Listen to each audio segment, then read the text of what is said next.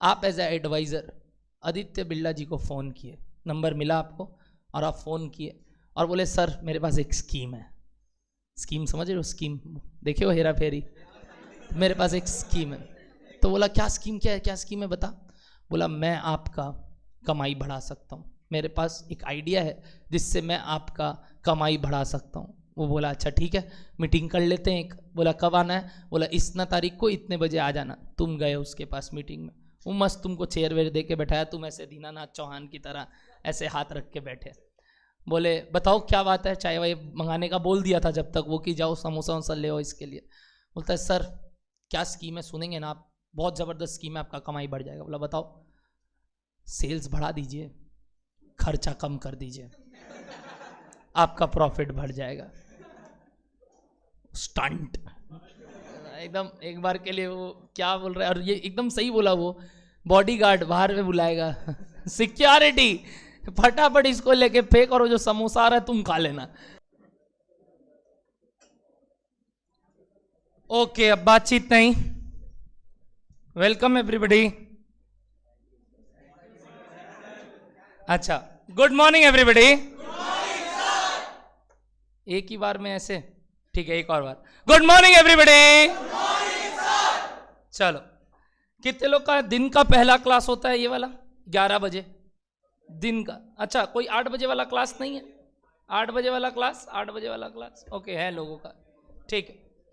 काफी लोग यहाँ बच्चे ग्रुप 1 ग्रुप 2 जो सीक्वेंस चल रहा था इस बार का ट्रेंड, उसके वजह से 11 बजे के टाइम पे कई लोग लॉ भी कर रहे हैं, अभी कई लोग टैक्स भी कर रहे हैं दूसरी जगह। तो उस वजह से क्या प्रॉब्लम है कि ग्रुप 2 के सब्जेक्ट विच इज ये मेरा कॉस्टिंग, वो थोड़ा डिलेड होके स्टार्ट हुआ बिकॉज ऑफ बच्चे लोग पहले सोच रहे थे नया सिलेबस है, नया दौर है, पहले देख तो ले कि कैसा आ रहा है सब्जेक्ट। तो उसमें कोई दिक्कत नहीं है, we know this problem and we understand कि आप लोग के लिए ही सोच के सब चीज़ बनाया गया। बट धीरे धीरे विथ टाइम जैसे जैसे आप आगे बढ़ोगे आपको अहमियत समझ में आ जाएगा कि क्यों ये सब्जेक्ट पहले स्टार्ट करना था और आपके लिए कैसे बेनिफिट रहेगा। जितने लोग भी लॉ भी पढ़ रहे हैं, दिन की आपकी मोटा मोटी अभी तो 3 ही क्लास हो रही होगी, आने वाले 1 वीक 2 वीक बाद शायद 3 से ज़्यादा भी होने लगे कोई कोई दिन, क्योंकि आपका टैक्स रेगुलर हो जाएगा, आपका अकाउंट्स रेगुलर हो जाएगा, आपका कॉस्टिंग रेगुलर हो जाएगा। तो इस वजह से जैसे जैसे वो रेगुलर होगा आपका चौथा क्लास लॉ भी रेगुलर ही चल रहा होगा। तो मैं ये समझ सकता हूँ कि 4 क्लास करना एक दिक्कत भरा काम है शुरू में, इसलिए we will go a bit slow in start. Plus many students, many मतलब many 4 times of the students I have taken the admission but they are telling कि सर हम लोग अभी ग्रुप 2 चालू करना नहीं चाहते। बट सिंस आज पहला क्लास है तो मैं आपको बता दूं कि कॉस्टिंग एज अ सब्जेक्ट आपके लिए सबसे फन सब्जेक्ट होने वाला है। मैं खुद ही फनी हूं, तो आपको उसका टेंशन नहीं लेना है कि सब्जेक्ट को लेके क्या है, डरना बिल्कुल मत। फाउंडेशन में आप मुझसे बहुत डरते थे, सुना मैंने, कितने लोग पहले फाउंडेशन पढ़ा हुआ है मेरे से? ओके मैं नहीं। तो जितने लोग भी फाउंडेशन पढ़े हुए हैं ऑनलाइन लाइव और लाइव में, मैं बता दूं मैं उतना डरावना नहीं हूं इंटर में, अगर मैं डरावना था तो, क्योंकि इंटर में अब आप खुद सीरियस हो चुके हो। पहले मेरे को सीरियस करवाना पड़ता था डांट फटकार के, बट अब मेरे को डांटने का कोई दरकार नहीं है, because you are in a level where you know कि इसका अहमियत क्या है। अगर ये पढ़ना है तो हमें ही पढ़ना है। तो मेरे को मालूम है आप लोग को अब ज़्यादा कुछ डांटने का नहीं है, सिर्फ समझाने का है। आप ट्रैक लूज करोगे बीच बीच में तो मैं उस समय आपको प्यार से इस बार समझा के वापस ट्रैक में ले आऊँगा, प्यार से, इस बार रुलाऊंगा नहीं, ठीक है ना। तो इंटर लेवल पे आप नवनीत भैया का एक नया रूप देखोगे, और तो और आप अविनाश सर का नया रूप देखोगे, जहाँ अविनाश सर थोड़े आपको चुलबुले और बहुत ज़्यादा मज़ेदार और दिखेंगे, जहाँ पे आपको समझ में आएगा कि अब इंटर लेवल पे आप सीरियस हो, हम थोड़े फनी हैं। क्या डन है बात आपको? और ये सब्जेक्ट जो हम चालू करने वाले हैं, जिसका नाम आप सब जानते हो, फुल नेम बताओ दो। कॉस्ट तो प्यारा नाम है, मतलब कॉस्ट तो एक छोटा, जैसे अपने निक नेम देते हैं ना, जैसे अपने दोस्तों लोग को अपने कुछ नाम से बुलाते हैं घटिया घटिया, तो वैसे ये कॉस्ट तो एक प्यारा नाम है। बताइए पूरा नाम क्या है इस subject? Cost and management accounting. क्या वर्ड है बोलो तो? मैंने सुना अपने अकाउंट्स में 2 शब्द सुना है, वैसे मैं भी क्लास कर रहा था रे, ऐसे नहीं ऐसे ही बैठ गए कि जब अविनाश सर का क्लास चल रहा था मैंने सुना कि वो ये सब बात बोल रहे थे कि there are 3 types of accounting. एक financial accounting, oh my god, भारी भरकम नाम, भारी भरकम आदमी पढ़ा रहा, तो वो जो कॉस्ट अकाउंटिंग वर्ड वो भी यूज किए, फिर वो एक मैनेजमेंट अकाउंटिंग वर्ड यूज किए। नहीं लगता वो 2 वर्ड यहाँ पे आ गया, कॉस्ट एंड मैनेजमेंट अकाउंटिंग, बिल्कुल सही। तो सर हमें पहले तो ये बताएंगे आप कि ये क्यों दरकार पड़ा इसका, वरना तो फाइनेंशियल अकाउंटिंग से काम हो जा रहा था। Yes, we will go straight forward in that only way, but मैं अब आपको पहले बता दूं रूटीन वाइज हम लोग अभी वीक में 2 दिन मिलेंगे सब सब्जेक्ट्स के लिए, मतलब अकाउंट्स के लिए भी और कॉस्ट के लिए भी, एफएम के लिए भी, टैक्स के लिए रेगुलर रहेगा, लॉ के लिए रेगुलर रहेगा, बट फिर वो सिर्फ 2 वीक का बात है। मतलब फ्रॉम सितंबर दिस 5th जब आपका टीचर्स डे रहेगा, उसके बाद से we will again go with the same pace. जो आपको रूटीन टेंटेटिव मिला था ना, वो रूटीन चालू हो जाएगा। तो वो रूटीन चालू होने में और 1 वीक 1.5 वीक है, तब तक के लिए आपका ये रूटीन रहेगा जहां हम थोड़ा इरेगुलरली मिलेंगे, ठीक है। मेरी क्लास की टाइमिंग शार्प 11 बजे यानी 11:15 पे स्टार्ट हो जाएगा। अच्छा, तुम लोग जानता है क्या? नहीं, 11 बजे। अब थोड़ा इंटर का बात है, मैंने जैसे बोला इंटर में सीरियसनेस आपके साथ साथ हमारे साथ साथ, क्योंकि रूटीन पूर्वक चलना है। और इंटर के क्लास की वजह से फाउंडेशन का क्लास थोड़ा लेट से होता था दिन में, बट अब इंटर का क्लास है तो it will start from sharp 11 o'clock। तो please try to come on time, क्योंकि क्या होता है ना, शुरुआत में आप आते नहीं हो तो आपका वो जो पार्ट होता है शुरुआत वाला, जो समझना, रिवीजन करना लास्ट क्लास का, वो छूट जाता है। सर बाई चांस हम लेट हो गए तो मेरा एक एडवाइस है, सारे क्लासेस तो फ़ोन पे रहते ही हैं, मेरा एक एडवाइस है, आप चाहे वो अकाउंट्स करो चाहे कोई भी सब्जेक्ट करो, हमेशा रास्ता में ऐसे भी कुछ देखते हुए ही आ रहे हो, कुछ भी देख रहे हो, इंस्टाग्राम देख रहे हो, कुछ तो देख रहे हो, कुछ छुपाने का चीज़ ही देख रहे हो, तो कम से कम कुछ दिखाने का चीज़ देखो कि भाई ये देख क्लास कर रहे, देख देख पंचायती कर रहा है ना जो बगल वाला मेट्रो वाला, कि ये क्या कर रहा है देखे तो ऐसे, तो तुम दिखाएगा, ले कर क्लास कर, तुम भी कर। तो वो जो क्लास करने वाला बात है ना, अगर आपका कभी 10-12 मिनट लेट होता है तो ट्राई की फ़ोन में जो लॉक्ड इन क्लासेज है जहाँ बैकअप मिलता है, तो लाइव ऑनलाइन तो चल ही रहा है साइमल्टेनियस बेसिस पे, आप वो करते हुए आ रहे, ताकि जब क्लास में घुसो मैं बोलूँ क्या सुना, हाँ सर सुन के आ रहे, अभी आप ही को सुन रहे थे रास्ता में, तो वो जो सुन रहे थे रास्ता में वो आपके साथ ना प्रॉब्लम हो। जनरली वो फर्स्ट क्लास में रहता है, क्योंकि अगला क्लास तो तुरंत अकाउंट्स रहता है, तो वो तो यहीं पढ़े हो तुम लोग, तो कहीं से लेट होगे नहीं उसमें। क्या डर है बात आपको? तो ये एक एडवाइस है मेरे तरफ से, क्योंकि जनरली लोग बोलते हैं सर क्या हुआ, हम लोग ब्लैंक है, कोई ब्लैंक नहीं रहेगा अगर वो लोग क्लासेस ऑनलाइन मोड में देखते हुए आ रहे। सर ये सब्जेक्ट के बारे में थोड़ा इंट्रो और आपके बारे में इंट्रो। मेरे बारे में देखो, बोलने का आप लोग सब जानते हो ऑलरेडी, तभी आप लोग क्लास लिए हो।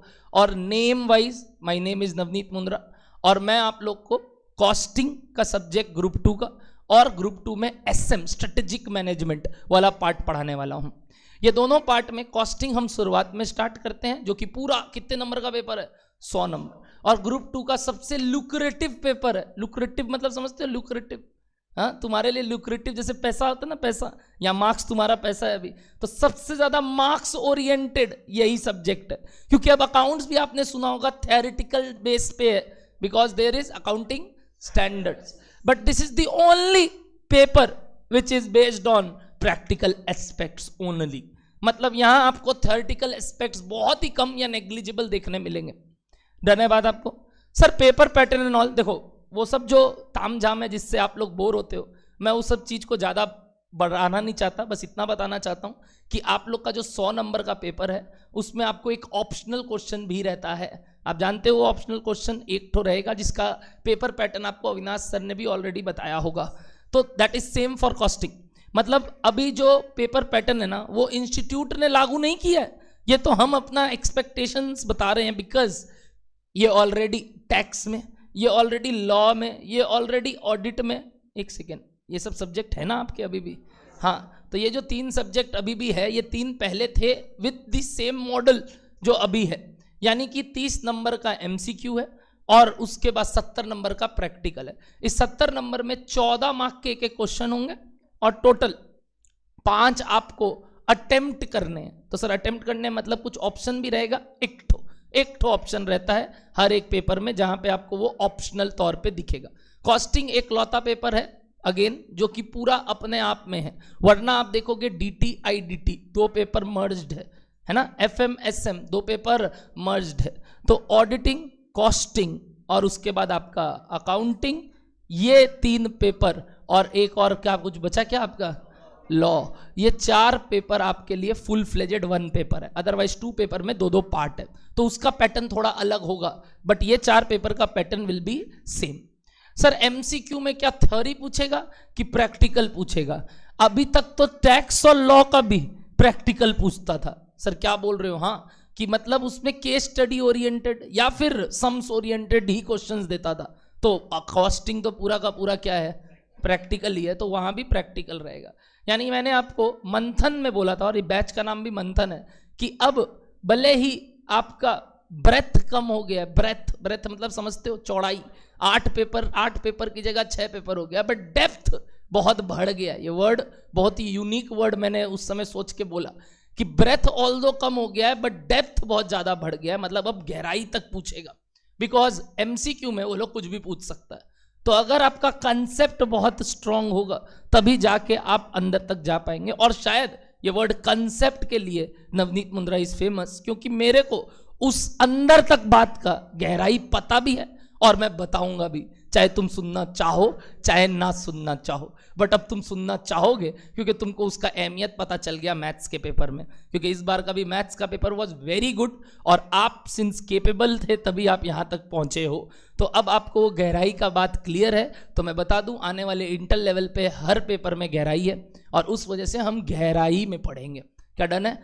मेरे को as compare to other teachers हर चैप्टर में ज्यादा क्लास लगता है। इसके 2 कारण है, जैसा पहला बोला, मैं किधर तक जाता हूं, गहराई तक। दूसरा, मेरे बुक से ज्यादा सम्स किसी के किताब में नहीं है, गारंटी दे सकता हूं, आज सीना ठोक के बोल सकता हूं कि जितना सम्स मैं कराऊंगा उससे ज्यादा सम्स कोई नहीं कराता है, और मैं सब कराऊंगा। क्योंकि आपको मैं एक बार एक बुक का झलक दिखा दूं कि एक बार आप बुक देखो, तो ये आपका पहला चैप्टर होने वाला है। ये सिर्फ झलक दिखाने के लिए, क्योंकि मैं जब शुरू में घुसा 2-3 बात आया। एक नया कवर आ गया इसके पास आईपैड का, कोई एक जन बोला, उसको लगा मेरे को सुनाई नहीं दिया। अरे हम बहुत ज्यादा कान, मेरा ना पिछले जन्म में हम लैब्राडोर थे, तो लैब्राडोर थे, इस वजह से मेरा कान थोड़ा शार्प है। मैं जैसे ही वहां से घुस रहा था, अरे नया कवर आ गया इसके पास, मतलब आईपैड में नया कवर ले लिया ये, ठीक है, आईपैड वही है, ठीक है ना, नया कवर आ गया इसके पास। दूसरा बात सुना कि जैसे ही ये मैंने टीवी चालू किया, सब बोला अरे चैप्टर चालू करेगा ये, आज पहला चैप्टर चालू करेगा, ओके कॉस्टशीट, अच्छा ठीक है, ये क्या होता है, ये तो सुना हुआ है। तो आज कोई चैप्टर चालू नहीं करने वाले हैं, आज तो सिर्फ हम झलक दिखा रहे हैं कि सब्जेक्ट में क्या है। एक चैप्टर का आपको झलक दिखाएंगे कि हम कैसे पढ़ने वाले हैं, उसके बाद मैं आपको बेसिक्स ही कराऊंगा, जो कि मेरा 6 क्लास तक चलता है। और बिना उसके if we are learning something it is very wrong. आप सोच रहे होंगे अकाउंट्स में भी आपका बेसिक्स चल रहा है, सोचो जिसका बेस ऑलरेडी था आपका फाउंडेशन में, फिर भी अविनाश सर पढ़ा रहे हैं, तो आप समझ सकते हैं ना, दिस इज रिक्वायर्ड। और ये सब्जेक्ट तो पूरा का पूरा क्या है, नया। कितने लोग इस सब्जेक्ट को पहली बार सुन रहे हैं एज अ कॉस्टिंग? ओके, पहली बार सुन रहे हैं। अच्छा, कितने लोग का 12th में था? हाँ, क्योंकि कई लोग ऑल्टरनेटिव 12th में लेते हैं। अच्छा, कितने लोग बीकॉम में कर चुके हैं, बीकॉम में सुन चुके हैं, बीकॉम में? Okay, many of the people have already heard it in BCom, but BCom पढ़ता कौन है? तो आपने बीकॉम में कुछ तैयारी तो नहीं की होगी इसको लेके। कई लोग तो कोविड में भी निकाल दिए बीकॉम, तो एकदम मजे से सर कॉस्टिंग ये क्या होता है हमें नहीं पता, हमारा पेपर आ गया था, हमने छाप दिया था। तो वो जो एक बार के लिए वर्ड सुना हुआ है, नेवरदलेस अभी अपने वापस से बेस से स्टार्ट करेंगे, ऐसे मानते हुए कि सब बराबर है। पहले मैं बता दूं, इंटर में सब बराबर है, क्योंकि इंटर लेवल ऑल टुगेदर सारे नए सब्जेक्ट्स आप सुनते हो। आपको भी मालूम है आप ऑडिट बोल के कभी कुछ चीज सीखे नहीं हो, आपको मालूम है आप टैक्सेशन बोल के कभी कोई चीज सीखे नहीं हो, कॉस्टिंग सुने तो हैं बट एज अ हो सकता है टाइम पास या चैप्टर सब्जेक्ट, या फिर बीकॉम में पढ़े नहीं। अच्छा, ये कॉस्ट बोल के एक वर्ड ऑलरेडी एक सब्जेक्ट में था एज अ चैप्टर, बता सकते हो? Very good. इकोनॉमिक्स, इकोनॉमिक्स में एक चैप्टर हुआ करता था कॉस्ट एंड प्रोडक्शन, बस ये वही है, ये वही है, बस हो गया। अरे तो 100 नंबर का है तो एकदम गहराई में जाना है, वही बात हो गया, बट है वही, ठीक है। इसके बाद आपने एडवांस अकाउंटिंग नहीं सुना, आपने अकाउंटिंग सुना, वो कुछ भारी देने के लिए उसके आगे वर्ड क्या लगाया, एडवांस, और हम भी पढ़वाने के लिए एक भारी आदमी लाए इसीलिए कि लगे कुछ भारी है, वरना अकाउंट्स तो लगता है सबको हम ही पढ़ा देगा। 12th वाला बच्चा चलता है, ए आना आना, हम बताता है तेरे को कैसे जनरल एंट्री पास करते हैं, तो हम एक आदमी को रखा है जिसके थ्रू आपको पहले से वो सब्जेक्ट भारी लगे, और नाम भी ऐसा है एडवांस अकाउंटिंग, मतलब नाम के आगे एग्जेक्टिव वर्ड लगाया है अकाउंट्स के, एडवांस, और हम और 2 एग्जेक्टिव लगा दिया उसको लगा के। तो ये जो भारी सब्जेक्ट को भारी आदमी पढ़ा रहा है आपको ऑलरेडी, तो वो तो नया है ही, क्योंकि अब पूरा अकाउंटिंग स्टैंडर्ड्स आप पढ़ोगे जो आज तक आपने सुना नहीं है। आप सिर्फ जर्नल एंट्री मारते थे, अब आप लॉज ऑफ अकाउंटिंग पढ़ोगे कि ऐसा क्यों होता था। तो ये तरीके से वो भी नया सब्जेक्ट है। लॉ में पूरा कंपनी लॉ का एडवांस वर्जन है, जो कि एक कॉरपोरेट में काम आता है, जो कि आपने फाउंडेशन लेवल पे सिर्फ एक छोटा सा चैप्टर के तौर पे पढ़ा था। अब आपका वो अलग चीज हो गया है, क्योंकि आप पहले कॉरपोरेट लॉज की जगह अलाइड लॉज पढ़ते थे ज्यादा। मतलब allied laws you have learned the contract act, SOGA act, partnership act. अब आपका ये एक्ट ज्यादा इंपॉर्टेंट है, कौन सा बोलो? Companies act. क्या डन है? टैक्सेशन तो सागर है बॉस, सागर मतलब इतना ज्यादा है, इतना बढ़िया सब्जेक्ट है कि आप जानोगे तो आपके इससे बढ़िया सब्जेक्ट कुछ नहीं है। मैं अपने सब्जेक्ट के ऊपर उस सब्जेक्ट को मानता हूं, क्योंकि वो सब्जेक्ट आपको चोरी करना सिखाएगा, आपको सीए का असली मुद्दा सिखाएगा कि भाई सीए बन के करेंगे क्या, चोरी तो करना है। अरे वी आर एकदम वो जो होते हैं ना अपने वो, हाँ, तीसमार खान वो जो नहीं होता अपने लोग वो है रॉबिन हुड। अपने लोग चोरी करेंगे और कुछ नहीं करना, अपने को चोरी करके गरीबों में बांटना है, जो कि हम खुद है। गरीब हम खुद है, ठीक है ना? तो सर हम खुद गरीब है, हम अपने में बांट लेंगे, चिंता मत कीजिए, गरीबों में बांटेंगे चोरी करके, और वो हम खुद है, कोई टेंशन नहीं है। तो हमें चोरी करना वही सब्जेक्ट सिखाएगा। तो वो सब्जेक्ट को तो प्रेम से, रस से पढ़िएगा, 100 नंबर बोल के मत पढ़िएगा, क्योंकि वो सब्जेक्ट आपको आगे जीवन में बहुत चीज पैसा कमा के देने वाला है। ऐसे सब सब्जेक्ट आपको पैसा कमा के देगा, बट स्पेशलाइजेशन का जो बात आता है ना, उसमें हर जगह टैक्सेशन एक बहुत इंपॉर्टेंट रोल अदा करता है। तो वो सब्जेक्ट भी एकदम नया है, शुरू से पढ़ रहे हैं। तो इंटर लेवल पे ना everybody is at a same base, चाहे फाउंडेशन में 300 आया हो, चाहे फाउंडेशन में 250 आया हो, चाहे फाउंडेशन में 200 आया हो, चाहे सेकेंड अटेम्प्ट हो, थर्ड अटेम्प्ट हो, चाहे डायरेक्ट एंट्री रूट हो, we are at the same level, क्योंकि यहां से सबका सिलसिला बराबर पे चालू होगा। तो अगर आप इस डेट से सब लोग सही तरीके से चलोगे, तो मैं ये गारंटी दे सकता हूं, एक बार में इंटर निकालना, प्लस जो एस्पिरेशंस है लाइफ में अपने कि सर अब फाउंडेशन तक कुछ नहीं था, एक चीज क्या बोलो तो, वेरी गुड, रैंक। फाउंडेशन तक एक चीज नहीं जानते थे आप, रैंकिंग सिस्टम। अब आप जानोगे ranking system, and that is a healthy competition. अगर कोई बोलता है वो गलत है तो वो गलत है, क्योंकि एक रैंकिंग सिस्टम से एक कंपटीशन का भाव आता है, और वो जो कंपटीशन है वहां टॉप 50 इंडिया में आना, ओ हो क्या अचीवमेंट रहता है वो। तो सर वो भी हम लोग एस्पायर करते हैं, पहले दिन सब एस्पायर करते हैं, 10 दिन बाद एस्पिरेशन लूज होता है, not because we are weak, because we have made our self weak. आपको अगर वो एस्पिरेशन शुरू से रखना है और अच्छा करना है लाइफ में, रैंक नॉन रैंक लास्ट का बात है, बट अच्छा करना है, तो एक शपथ ले लेना, जो मैंने आपको बोला, मैंने ग्रुप में भी लिखा। आपको एक ही बात बोलना चाहता हूं कि आपको ये समझना है कि आप डे 1 से जो पढ़ोगे वो शुरू से पढ़ोगे। एक बहुत ही सुंदर मेरे पास फ्रेज है इसके लिए, जिसके लिए मैं आपको लिख के दे रहा हूं, आप चूज कर लेना।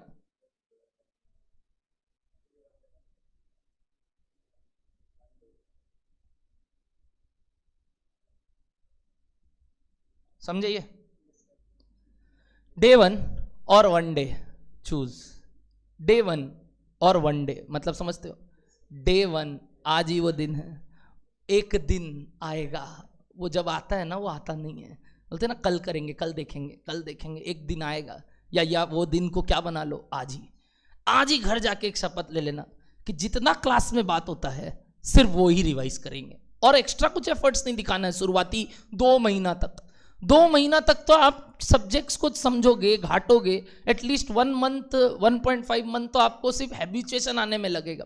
तो तब तक सिर्फ एक गारंटी ले रहे हैं मैं आपसे कि आप घर जाके जो पढ़े हो वो पढ़ रहे हो, मतलब सोना नहीं है सीधा, क्योंकि एक आएगा आलसपन। कई लोग यहाँ सुबह डॉग से पहले उठ जाते हैं, उनका नाम है जवेरियंस। कहाँ हैं वो, हाथ ऊपर करेंगे? हाँ, ये लोग जो लोग हैं वो लोग बेचारे जब रास्ता में जाते हैं ना, तो कुत्ता लोग भी बोलता है कि क्या तुम कहाँ जा रहे हैं, हम तो सो रहे हैं अभी। बट अभी तो और ठंड का मौसम आएगा, जब अंधेरे में तुम लोग निकलोगे, तुम लोग लगेगा बैटमैन हो, किसी को बचाने जा रहे हो, कि अरे बाप रे सुबह सुबह ये कहाँ निकल रहा है, किसका मसीहा बन के जा रहा है, बट वो तुम खुद का मसीहा पट्टा पहन के निकल रहे होगे एक तो कि नहीं ठीक है कॉलेज जा रहे हैं। तो वो लोग जो सुबह सुबह कॉलेज जाके और 3 क्लास करते हैं ना, वो जब रात को घर जाते हैं ना, उनको उनकी माँ, उनको उनका बेड, उनको उनका पूरा घर एक ही बात बोलता है, सो जा सो जा सो जा। सब कोई सो जा सो जा सो जा चिल्लाता है, तो अपने भी मन करता है एक बार लेटे देख लेंगे उठ जाएंगे। वो एक बार सीधा सुबह का 6 बजे का अलार्म से उठता है या 5 बजे का अलार्म से उठते हैं। तो ये जो पर्टिकुलर सिनेरियो है ना, ये सिनेरियो ना हो तो एक दृढ़ संकल्प लेके चलना कि घर जाके सोना नहीं है, पहले 1 से 1.5 घंटा जो आज का क्लास में पढ़ाया गया है सिर्फ रिवाइज कर लेंगे। Although we teachers also know it is difficult for many, तो we also at the start of the next class revise the first class. But फिर भी एक आप अपने एंड से करके आओगे तो वो जो फर्स्ट रिवीजन बोलता है ना बच्चा, सर हम रिवीजन ही नहीं किया आज तक, वो गलत बोलता है, because the first revision is at the same day when the class is done. तो वो एक रिवीजन हो गया तो एक कॉन्फिडेंस आएगा, अरे हाँ रे एक बार तो पढ़ चुके हैं। फिर जब हम मल्टीपल टेस्ट लेंगे उसमें आपको पता चलेगा अच्छा एक और रिवीजन हो गया, चलो ठीक है। वरना वो जो बोलते हैं ना सर रिवीजन करना है एग्जाम के पहले, तो रिवीजन में 2 रिवीजन तो तुम क्लास के दौरान कर चुका होगा, बट तुमको वो पता भी नहीं चलेगा अगर तुम टुकड़ों में करो। वही वर्ड हुआ डे 1 या 1 डे। 1 डे का इंतजार करोगे कि एक दिन आएगा ना जब चैप्टर खत्म होगा तब देखेंगे, अच्छा जब सिलेबस खत्म होगा तब देखेंगे, अच्छा जब दोनों ग्रुप हो जाएगा तब देखेंगे, अच्छा जब एग्जाम हो जाएगा तब देखेंगे। तो वो दिन नहीं आएगा, वो दिन आज ही बना लेना। क्या डन है बात? And we will start today only basics. क्या डन है बात? तो this was the intro from my side. मेरे बारे में कुछ ऐसे फ्लॉन्ट करने को ज़्यादा कुछ है नहीं, बट मैं आपको बता दूं flaunt I will do by teaching, और आप मेरा फ्लॉन्टिंग वहीं से देखोगे कि हाँ इस आदमी को क्या आता है, वहीं से आप मेरे को समझ जाओगे। I don't need to justify my degrees and my all achievements, I just need to give you knowledge and you will understand कि तुमको क्या मिल रहा है। क्या डन है बात आपको? तो शुरुआत करते हैं आज का सब्जेक्ट। लिखेंगे कॉपी में ओम श्री गणेश लिख के, जो भी आप लोग लिखते हो, और स्टार्ट कर दो कॉस्टिंग। सब लोग एक नया कॉपी लाएंगे और लिखेंगे cost and management accounting. Since exams में अभी बहुत देरी है तो हमें ना प्रॉपर नोट्स मेंटेन करना होता है ताकि हमारा क्रॉस रेफरेंसिंग के लिए बाद में काम आए, और उसके कुछ झलक मैं बताऊंगा आपको। जैसे ही आप यहां लिखोगे सबसे पहले लिखना number 1 paper pattern, paper pattern, और इसके ब्रैकेट में लिख लेना टेंटेटिव। मतलब सर ये बस मेरा अनुमान है, ये होगा कि नहीं नहीं पता, कारण अभी तक इंस्टीट्यूट ने इसके ऊपर कुछ गाइडलाइंस नहीं लाई हैं। ये तो अभी तक जो होता था उसके ऊपर है। रजिस्टर कितना बनाना है? कॉस्ट में ऑलमोस्ट 2 रजिस्टर लग जाता है ऑनलाइन लाइव स्टूडेंट्स।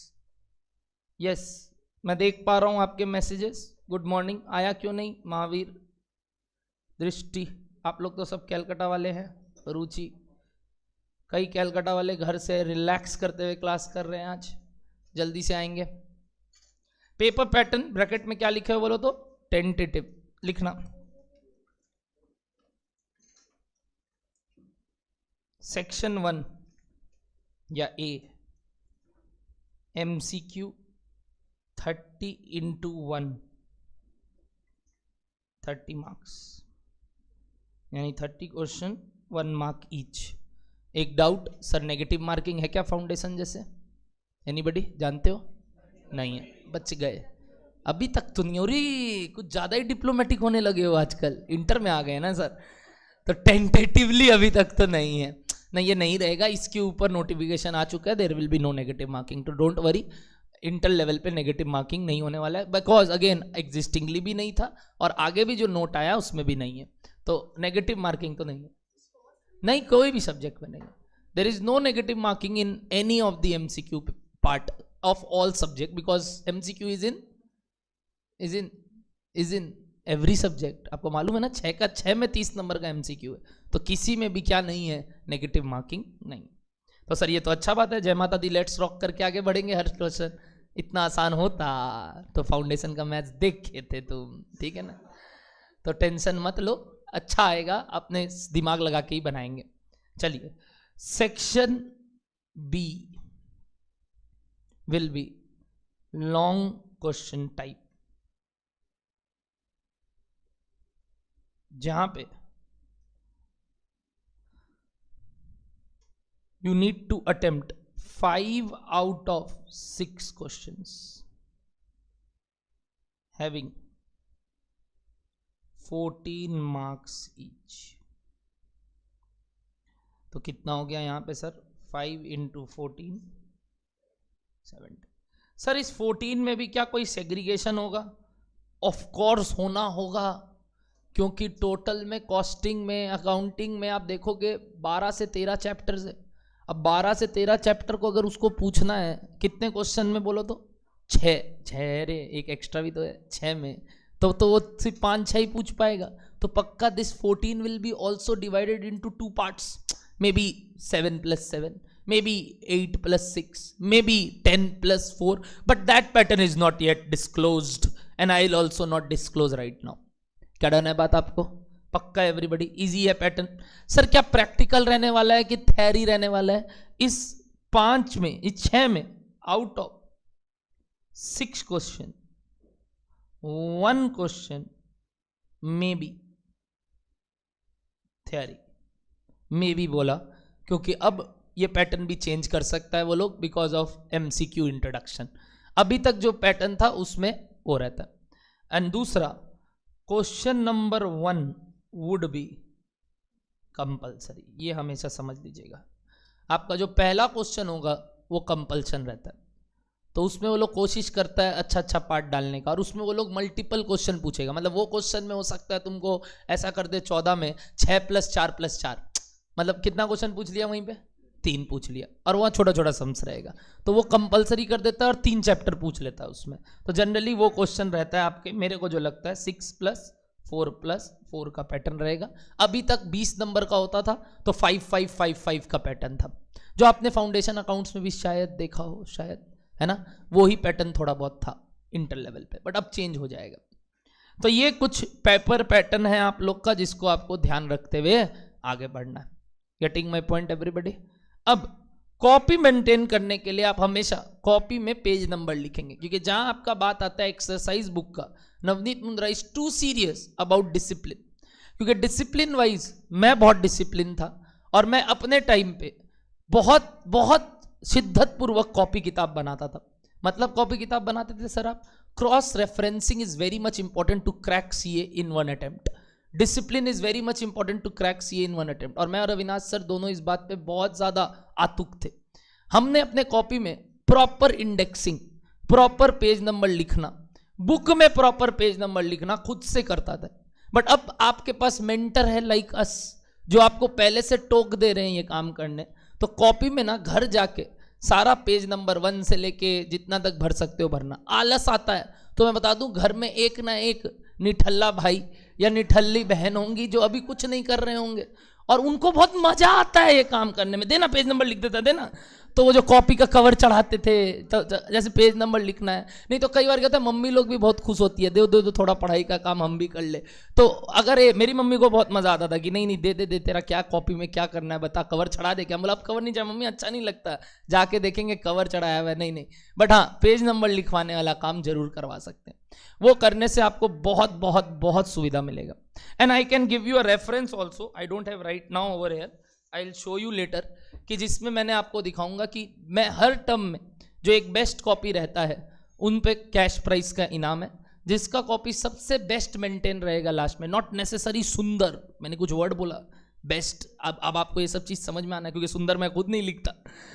तो सुंदर का बात नहीं होता है, बात ये होता है कि सर मेरा सारा चीज अप टू डेट है, देख लीजिए कॉपी, होमवर्क भी किया हुआ है, क्लास वर्क भी किया हुआ है, पेज नंबर लिखा हुआ है, क्रॉस रेफरेंसिंग किया हुआ है. उनको मैं फ्लैट 1000 रुपीज देता हूं, और सबको मिलेगा वो जिनका कॉपी अच्छा होगा. मतलब ये नहीं है कि बेस्ट ऑफ ऑल जितना लोगों का अच्छा रहेगा उनको फ्लैट 1000 रुपीज कैश प्राइस है, just by showing the copy कि मेरा देख लीजिए मेंटेन था कॉपी. तो जो लास्ट तक कॉपी मेंटेन करेंगे 1000 रुपीज फ्लैट इनाम है. ये तो ऐसी, और बीच बीच में तो पैसे का तो बौछार हो गई, टेंशन का बात नहीं है. जहां मेरा मन खोल के मैं बोल दूंगा कि ये सम जो कर लिया उसको 500 रुपए का इनाम, जिस जो ये कर लिया उसको 200-300, वो निकलता रहेगा मेरे मुंह से.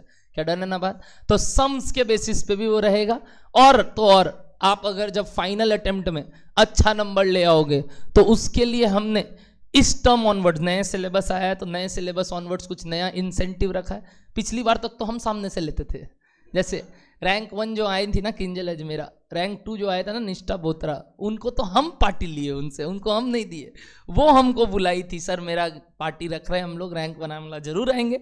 गिफ्ट दिए, बहुत बढ़िया गिफ्ट दिए, बट यस वी नो कि पार्टी हम उससे लिए थे। बट अब हम आपको इंसेंटिव देने के लिए थोड़ा वो पार्टी वाला स्कीम ऑन रखते हैं, जहाँ पे अच्छा नंबर आने पे, और वो अच्छा नंबर का कैटेगरी मेरे हिसाब से it is in costing specifically, क्योंकि एमसीक्यू भी आ गया है तो 90+। अगर 90+ कोई पेपर में आपका मेरे एंड से आता है या आपका अकाउंट्स में भी आता है, किसी भी सब्जेक्ट में आता है जो हमारे यहाँ से है, तो आपको हमारे तरफ से पार्टी मिलेगा। और वो पार्टी कोई छोटा मोटा जगह नहीं, will go to a five star hotel and we will enjoy, not a room service but enjoy बोलते ही 5-स्टार होटल से, अरे रूम नहीं, रूम नहीं है, enjoy the food service of their department. हाँ नहीं वो सब नहीं करेंगे, वो सब कुछ नहीं। तो ब्रेकफास्ट जहाँ कॉम्प्लीमेंट्री मिलता है वो सब काम नहीं करेंगे, विल हैव अ डिनर और देयर एज वेल एज। अच्छा, और कोई बेस्ट जो स्कोर करेगा उसको तो और इनाम मिलेगा, विच इज़ की रैंक आने पे और 100 पे 100 आने पे जिसका भी आता है उसको हमारे तरफ से फेलिसिटेशन मिलता है।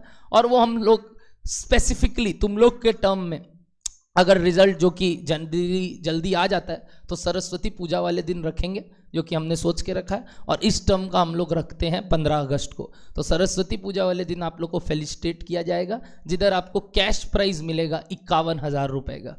जो लोग का भी आएगा 51,000 इन एनी सब्जेक्ट, जो हम लोग के यहाँ लिया गया था 51,000 पर सब्जेक्ट आपको मिलेगा। सर 100 आया हुआ है क्या? आया हुआ तो है, बहुत लोगों का आया हुआ है ऑल इंडिया बेसिस पे, बट अभी तक आप लोग में से कई लोग नहीं ला पाए हैं। मतलब हमारे यहाँ से हाईएस्ट अभी तक कॉस्टिंग में 98 गया है, लास्ट टर्म में ही आप देखे होंगे। जो लोग इस मई वाले टर्म में पास किए हैं उसमें से एक लड़का ने हमारे यहाँ से डिडवाना से पढ़ के 98 लेके आया, उससे पहले किंजल अजमेरा का 94 आया हुआ है, और एक ऋतिक रैंक 3 उनका 96 आया हुआ है। तो इस तरीके से फ्लोर गया हुआ है, 100 कोई ला के दिया नहीं है तो इनाम देने का मौका नहीं मिला है। होपफुली इस बैच से मैं वो उम्मीद करता हूँ कि एक ना एक जन तो वो उम्मीद को पूरा करेगा और मेरा आउटफ्लो करके दिखाएगा। क्या डन है बात आप लोगों को? चलिए, तो cost and management accounting related paper pattern discussed है, क्रॉस रेफरेंसिंग डिस्कस्ड है, क्योंकि आप देख सकते हो मैंने आपका किताब में कितने सुंदर रूप से पहला चैप्टर में, अच्छा बुक्स आपको मिल जाएंगी, इट इज इन प्रोसेस। तो कोई भी सब्जेक्ट का बुक अभी तक रेडी नहीं है तो आप टेंशन मत लो। ऐसे भी हम पहला 6 क्लास क्या करने वाले हैं बताओ तो, बेसिक्स। तो you don't require book at that time. As soon as yes, Aaradhya का 96, सॉरी रियली सॉरी, वो क्लास कर रहा है। अच्छा नहीं, उसका दोस्त आके बोला सर आराध्या का 96 आया था। यस, आराध्या का भी 96 आया हुआ है। तो इस तरीके से marks has been very bright, but 100 out of 100 लाना बहुत जरूरी है। अब बात आता है कॉस्ट शीट जैसा सब्जेक्ट चैप्टर जो आप देख रहे हैं। यहाँ आप देख सकते हैं ट्रैक की और प्रेपरेशन बोल के एक कॉलम है, यानी मैं खुद दे रहा हूँ वो चीज़, जहाँ पे मैंने टॉपिक वाइज क्वेश्चन सेग्रीगेट किया और मैं इस हिसाब से बुक का मॉडलिंग किया हूँ कि मैं आपको लाइन से लेके चलने वाला हूँ, जिससे आपको ये नहीं हो कभी ये आदमी बोल रहा है उस सम्स में चल, कभी ये आदमी बोल रहा है इस सम्स में चल, एकदम लाइन से चलना है। I have made that module very very uniquely. उसके बाद इंपॉर्टेंट सम्स ऑलरेडी मार्क्ड है हर जगह, और एक बगल में 2 कॉलम दिख रहा होगा जो शायद खाली छूट जाए आपसे। करोगे ना, भरोगे ना, टिक करोगे तो, गंदा करोगे ना किताब, गंदा कर लेना किताब, क्योंकि किताब गंदा हो गया ना ये समझ लेना वो किताब एक ही बार पढ़ना है। अगर किताब गंदा हो रहा है मतलब वो दोबारा नहीं देखना है। अगर किताब सुंदर रह गया ना समझ लेना सेकेंड अटेम्प्ट में काम आएगा। क्या चाहिए वो काम? नहीं, तो गंदगी करना है। जो लोग ज़्यादा वो पेंसिल से वो सब करते हैं ना, हमको नहीं पसंद है। गंदगी करो, क्योंकि ये समझ लेना आखिरी बार पढ़ रहे हैं, जो पढ़ रहे हैं आखिरी बार पढ़ रहे हैं, फर्स्ट एंड लास्ट है ये।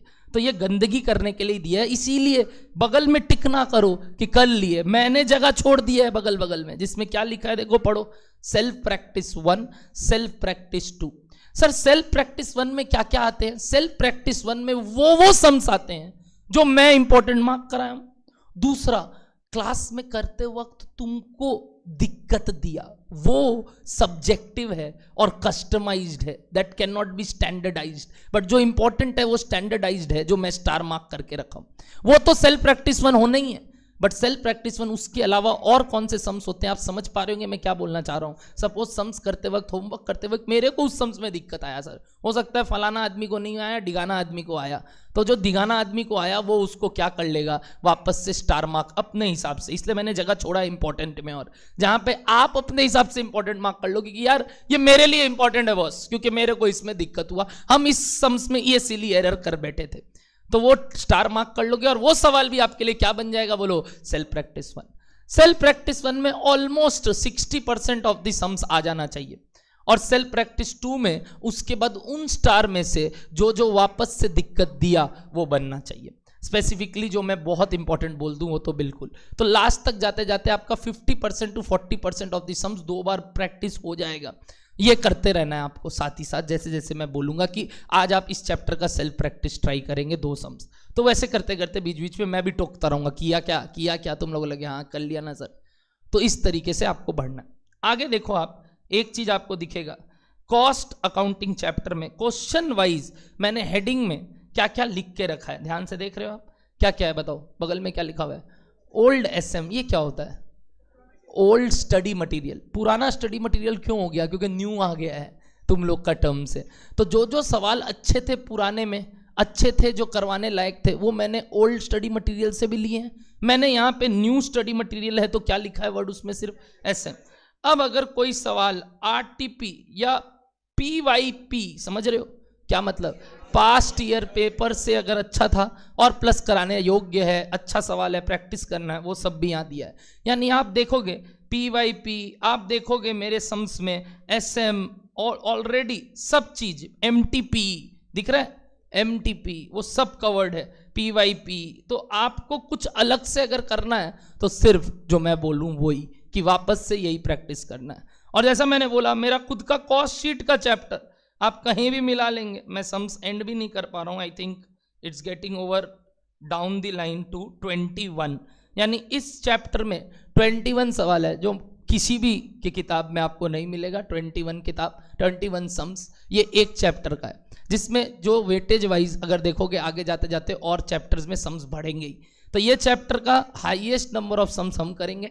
और बगल में एक चीज और दिख रहा होगा, ध्यान से अगर देखो तो, ये मैं जगह छोड़ रहा हूं कि तुमको खराब ना लगे लिखने में, क्या लिखा हुआ है बताओ, एक्सरसाइज कॉपी नंबर,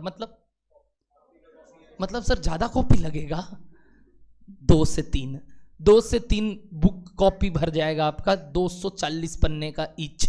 तो वो जो कॉपी नंबर है वो अभी आपका कॉपी नंबर 1 होने वाला है। और पेज नंबर कौन सा लिखोगे बताओ आप अपना जिस कॉपी का पेज नंबर में पहुंचे हो। ये लिखने से जब आप बुक से सवाल प्रैक्टिस करते हो ना, तो आपको अगर दिक्कत आता है तो तुरंत आपका कॉपी में वो पेज नंबर में कहाँ जाना है पता रहता है, वरना जो टाइम वेस्ट होता है और जो आलस आता है ना, वो नहीं आएगा। दूसरा, जब हम कॉपी में क्वेश्चन लिखते हैं ना, मेरा बहुत अच्छा स्टाइल है एक लिखने का, और वो ये है, answer to question number 3 page number मान लो 4। तो ये क्या है बताओ तो, कि बुक का क्वेश्चन नंबर 3 पेज नंबर 4 का सम्स किए। तो जब बुक कॉपी में है, अचानक से रिवीजन करते करते कॉपी में इस सवाल का मन किया एक बार क्वेश्चन देख ले, तो तुरंत वो बुक का पेज नंबर खुल जाएगा। ये क्रॉस रेफरेंसिंग आपको हर सब्जेक्ट में करना है, not in mind, her subject में करना है। मतलब चाहे अकाउंट्स हो, चाहे कॉस्टिंग हो, चाहे FM हो, चाहे टैक्सेशन हो, जहां प्रैक्टिकल सम्स आता है, जहां प्रैक्टिस ओरिएंटेड काम आता है, cross referencing is very much important. और मैं सच बता रहा हूं, ये एक बहुत इंपॉर्टेंट क्राइटेरिया है एक बार में CA इंटर निकालने के लिए, क्योंकि आपको इससे जो डिसिप्लिन मिलेगा, एक अंदाज मिलेगा कि हम क्या कर रहे थे भाई इतना दिन से, और वो आपको बाद में बहुत हेल्प करेगा रिवीजन करने में। और इस वजह से नवनीत मुंद्रा रिवीजन में बहुत ज्यादा फोकस करता है, और वो आपको एक अलग से क्या देने वाला है, क्या लिख रहा है, कॉस्ट डे बिफोर एग्जाम, नाम ही है मेरे किताब का, आपको मैथ्स में भी मिला होगा। मतलब it is icing on cake, जिसके वजह से आप हर चीज एक जगह, एक चीट पेपर है रे, जहां आप अगर देखोगे आपको लगेगा अरे गजब। और ये तो मेरे खुद का टाइप्ड है, मतलब मैं खुद iPad में बनाया था, कुछ 12 दिन मेरे को लगे थे, और ये मैंने पूरा खुद से करके, अच्छा फोटो भी डाला अपना एक तो, ठीक है ना, और ये करके अच्छा सा कॉस्ट शीट, ये अगर देखो आप तो इसमें पूरा concept plus format plus theory, everything is covered. मतलब यहां चैप्टर वाइज आपको कॉन्सेप्ट्स के भी summary, theoretical summary as well as format based बातें सब दिखेंगी। क्या दिख पा रहा है आपको? तो इस तरीके से मैंने सारे चैप्टर्स का आपको यहाँ पे कवर करवाया है टॉपिक। तो आप देखोगे कि यार ये करने से एग्जाम से पहले सर कितना मोटा पन्ना है, जो सुनने में आया मेरे को वापस से कि सर ये कितने बड़ा पन्ना का बुक है। जैसे देखो आपको यहाँ दिखेगा, ये सब मैंने हाथ से खुद बनाया था। हाथ से मतलब मेरा हैंडराइटिंग ऐसा नहीं है, वो आईपैड में वो सब यूज़ करके। बट मैं आपको बता दूं ये टोटल 100 पन्ने का किताब है, यानी 100 पन्ने में आपका क्या समराइज्ड है, पूरा का पूरा कॉस्टिंग। ये 100 पन्ना पढ़ डालेगा एग्जाम से पहले, क्योंकि नाम ही है इसका day before exam. And the third book you will get is on, सोचो, नहीं समरी हो गया, मेन मैट हो गया, very good very good. MCQ, कौन सा किताब मिलेगा आपको? एमसीक्यू और एडिशनल क्वेश्चंस इफ एनी, जो आपके टर्म तक और इंपॉर्टेंट लगेंगे वो डाल दिए जाएंगे। बट वो बुक अभी तक हम बनाए नहीं है, और we can say that on public way, because everybody is right now telling कि वो कर लिए, बट वो लोग कोई नहीं किए, क्योंकि आज तक कॉस्टिंग के ऊपर क्या नहीं था, एमसीक्यू था नहीं, same accounting, same FM specifically. तो इसके ऊपर जब इंस्टीट्यूट कुछ मॉड्यूल लाएगा, कुछ बताएगा, तब जाके हम बता पाएंगे, वरना हम ही कुछ बना देंगे। ऐसे बना तो सकते हैं, क्योंकि बाकी जो इंस्टीट्यूट्स होते हैं आउट ऑफ इंडिया वाले, उनमें ऑलरेडी कॉस्टिंग में एमसीक्यू था।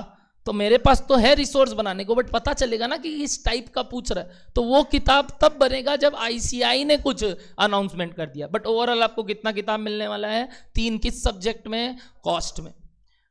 कॉस्ट में 3 किताब मिलेगा, जिसमें एक पूरा प्रैक्टिस बुक रहेगा which will be around 200 to 220 pages, जिसमें आपके पूरे सम्स रहने वाले हैं। और आप देख रहे होंगे एक खास बात, सर आंसर कहाँ है?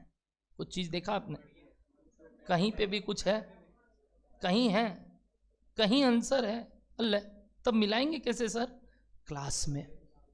मतलब मेरा क्लास अगर करोगे तो ये गारंटी आपको सारा आंसर मिलेगा। मतलब every question will be discussed in class, चाहे वो होमवर्क हो चाहे वो क्लास वर्क हो। You will not get the homework solution, because I know अगर मैं वो दे दिया, 2 दिन करोगे, तीसरे दिन से एक ही काम करोगे। हाँ ठीक है, हाँ ऐसी तो, हाँ यही तो सोचे थे, हाँ ठीक है, हाँ ये प्लस माइनस ये आता होगा, हाँ ठीक, चलो हो गया, होमवर्क डन।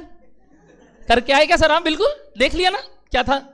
तो ये जो तरीका है ना आपका होमवर्क करने का, वो आज नहीं कल आने लगेगा आलसपना से, तो मैं वो आलस आने ही नहीं दूंगा। मैं आपको यही दिखाना चाह रहा हूं कि ये सम्स मैं आपके साथ खुद करूंगा क्लास में। मतलब every day the class work and homework is for me also, because मैं कोई भी टर्म में आंसर ना तो रट के आता हूं, ना मेरे पास कोई जगह है लिखने का। मैं आपके साथ सम्स बनाने वाला हूं, और एज अ स्टूडेंट इस सम्स को पढ़ूंगा। मेरे क्लास के कुछ तकनीक यही रहेंगे, जहां पे मैं आपको पहले सम्स के साथ ही खुला छोड़ दूंगा बाजार में। मतलब सर मैं आपको मरने के लिए, लड़ाई करने के लिए सम्स में झोंक दूंगा, जाओ लड़ के आओ। और ऐसा कोई हथियार नहीं होगा जो मैं नहीं सिखाऊंगा आपको। और सबसे बड़ा हथियार है इंटरप्रिटेशन स्किल। यदि वो आप 2 सम्स 3 सम्स तक मेरे साथ साथ सीखते रहोगे, चौथा सम्स ऑनवर्ड्स आप मेरे को बोलोगे चुप हो जा, हम खुद पढ़ लेंगे। और ये मेरा तरीका है, मैं पहले सम्स के साथ आपको बोल दूंगा जाओ पढ़ो, ट्राई करो 10 मिनट, और जैसे ही आप करोगे एक आएगा डर का माहौल कि सर मेरे से नहीं बन रहा है। बाबू पहले दिन किसी से नहीं बनेगा, वो इक्का दुक्का लोग हुआ जो शायद देख लेगा, कर लेगा। बट वो दिन का मैं इसीलिए वेट करता हूँ जिसमें 3rd चैप्टर आते आते आप बोलोगे सर अब हमसे भी बनने लगा है। बट अगर मैं पहले चैप्टर से ना करूँ तो शायद 3rd चैप्टर में भी वो दिन ना आए। तो प्लीज एवरीबडी, ये एक जो क्रिटिसिज्म मैं सुनता हूँ, but I don't know whether this will be a criticism later on और नॉट, कि सर आप तो सम्स हम लोग को करने दे देते हैं, सर हमसे सम्स पहली बार में बनता नहीं है। अरे वो होगा तुम्हारे साथ नहीं, सबके साथ। शायद मैं भी वहां बैठता तो होता, झूठ बोल रहा हूं। बट मैं बताना चाह रहा हूं कि अगर मैं भी होता तो शायद नहीं बनता। बट धीरे धीरे 2nd चैप्टर, 2nd नहीं 3rd चैप्टर, 3rd नहीं, हम वो स्किल हासिल कर लेंगे। और इसीलिए तो एग्जाम में जब भी कोई नया सम्स आएगा हम कर पाएंगे। वरना आपका एक मेंटेलिटी, सर देखा हुआ सम्स नहीं आया, अरे तो नहीं आता है सीए तो वट तभी तो पड़ेगा बनने का, कि यार कुछ ऐसा करके आए हैं जो बाकी लोग नहीं कर रहे हैं।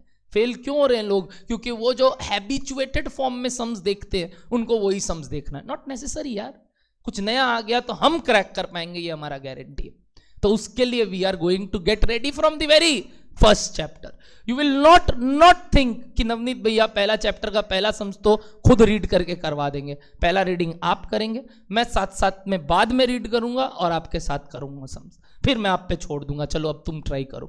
क्या डन है आपको बात? तरीका ओके है सबको? हताश निराश मत होना, क्योंकि मैं ये देखता हूं बच्चे को लगता है सर मेरे से नहीं बन रहा, तो मैं खुद बोल रहा हूं 2-3 चैप्टर तक नहीं बनेगा, चौथा चैप्टर तुम बोलोगे सर मजा आ गया, अब हमको आता है कैसे करना है। ओके है सबको? पक्का एवरीबॉडी? तो चलिए हेडिंग लिखते हैं अब। सबसे पहले बेसिक्स ऑफ कॉस्टिंग। ओहो ब्यूटीफुल, बेसिक्स ऑफ कॉस्टिंग। ये शब्द कॉस्टिंग, कॉस्ट क्या होता है सर? ये शब्द कॉस्टिंग या कॉस्ट क्या होता है सर? मेरे को तो एक शब्द में अगर मैं बोलूं तो it's very easy. Costing word का मतलब तो नहीं पता सर, कॉस्ट का मतलब पता है। कॉस्ट का मतलब होता है खर्चा। हिंदी में अगर बोले तो क्या है? खर्चा। तो सर कॉस्टिंग क्या होता होगा? टिंग टिंग टिंग टिंग, मतलब सिंपल सा बात बोले तो कॉस्ट निकालने का प्रोसेस, कॉस्ट निकालने का प्रोसेस को कॉस्टिंग बोलते होंगे। वेरी नाइस सर, ये 2 वर्ड तो क्लियर हो गया। एक तो प्रोसेस है और एक क्या है? खर्चा खुद। एकदम हिंदी, एकदम हिंदी। कोई आधुनिक भाषा में अपने को याद नहीं रखना है, अपने को पहले समझना है क्या वर्ड होता है। तीसरा बात सुनना, सब्जेक्ट का नाम क्या है? Cost and management accounting. तो पहले वो 2 शब्द को जोड़ते हैं, cost accounting. Anybody, cost accounting is different from financial accounting? Yes और नो, बस इतना बोलो।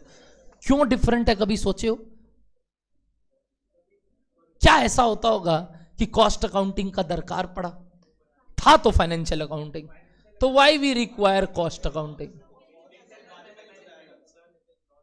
आओ एक साधारण सा एग्जांपल लेते हैं, बड़ा मजा आएगा तुम लोग को, क्योंकि हर कोई का नींव कहीं ना कहीं बनिया का तो है। तो अगर बनिया दिमाग है तो ध्यान से सुनना मेरा बात। आदित्य बिरला नाम सुने हो?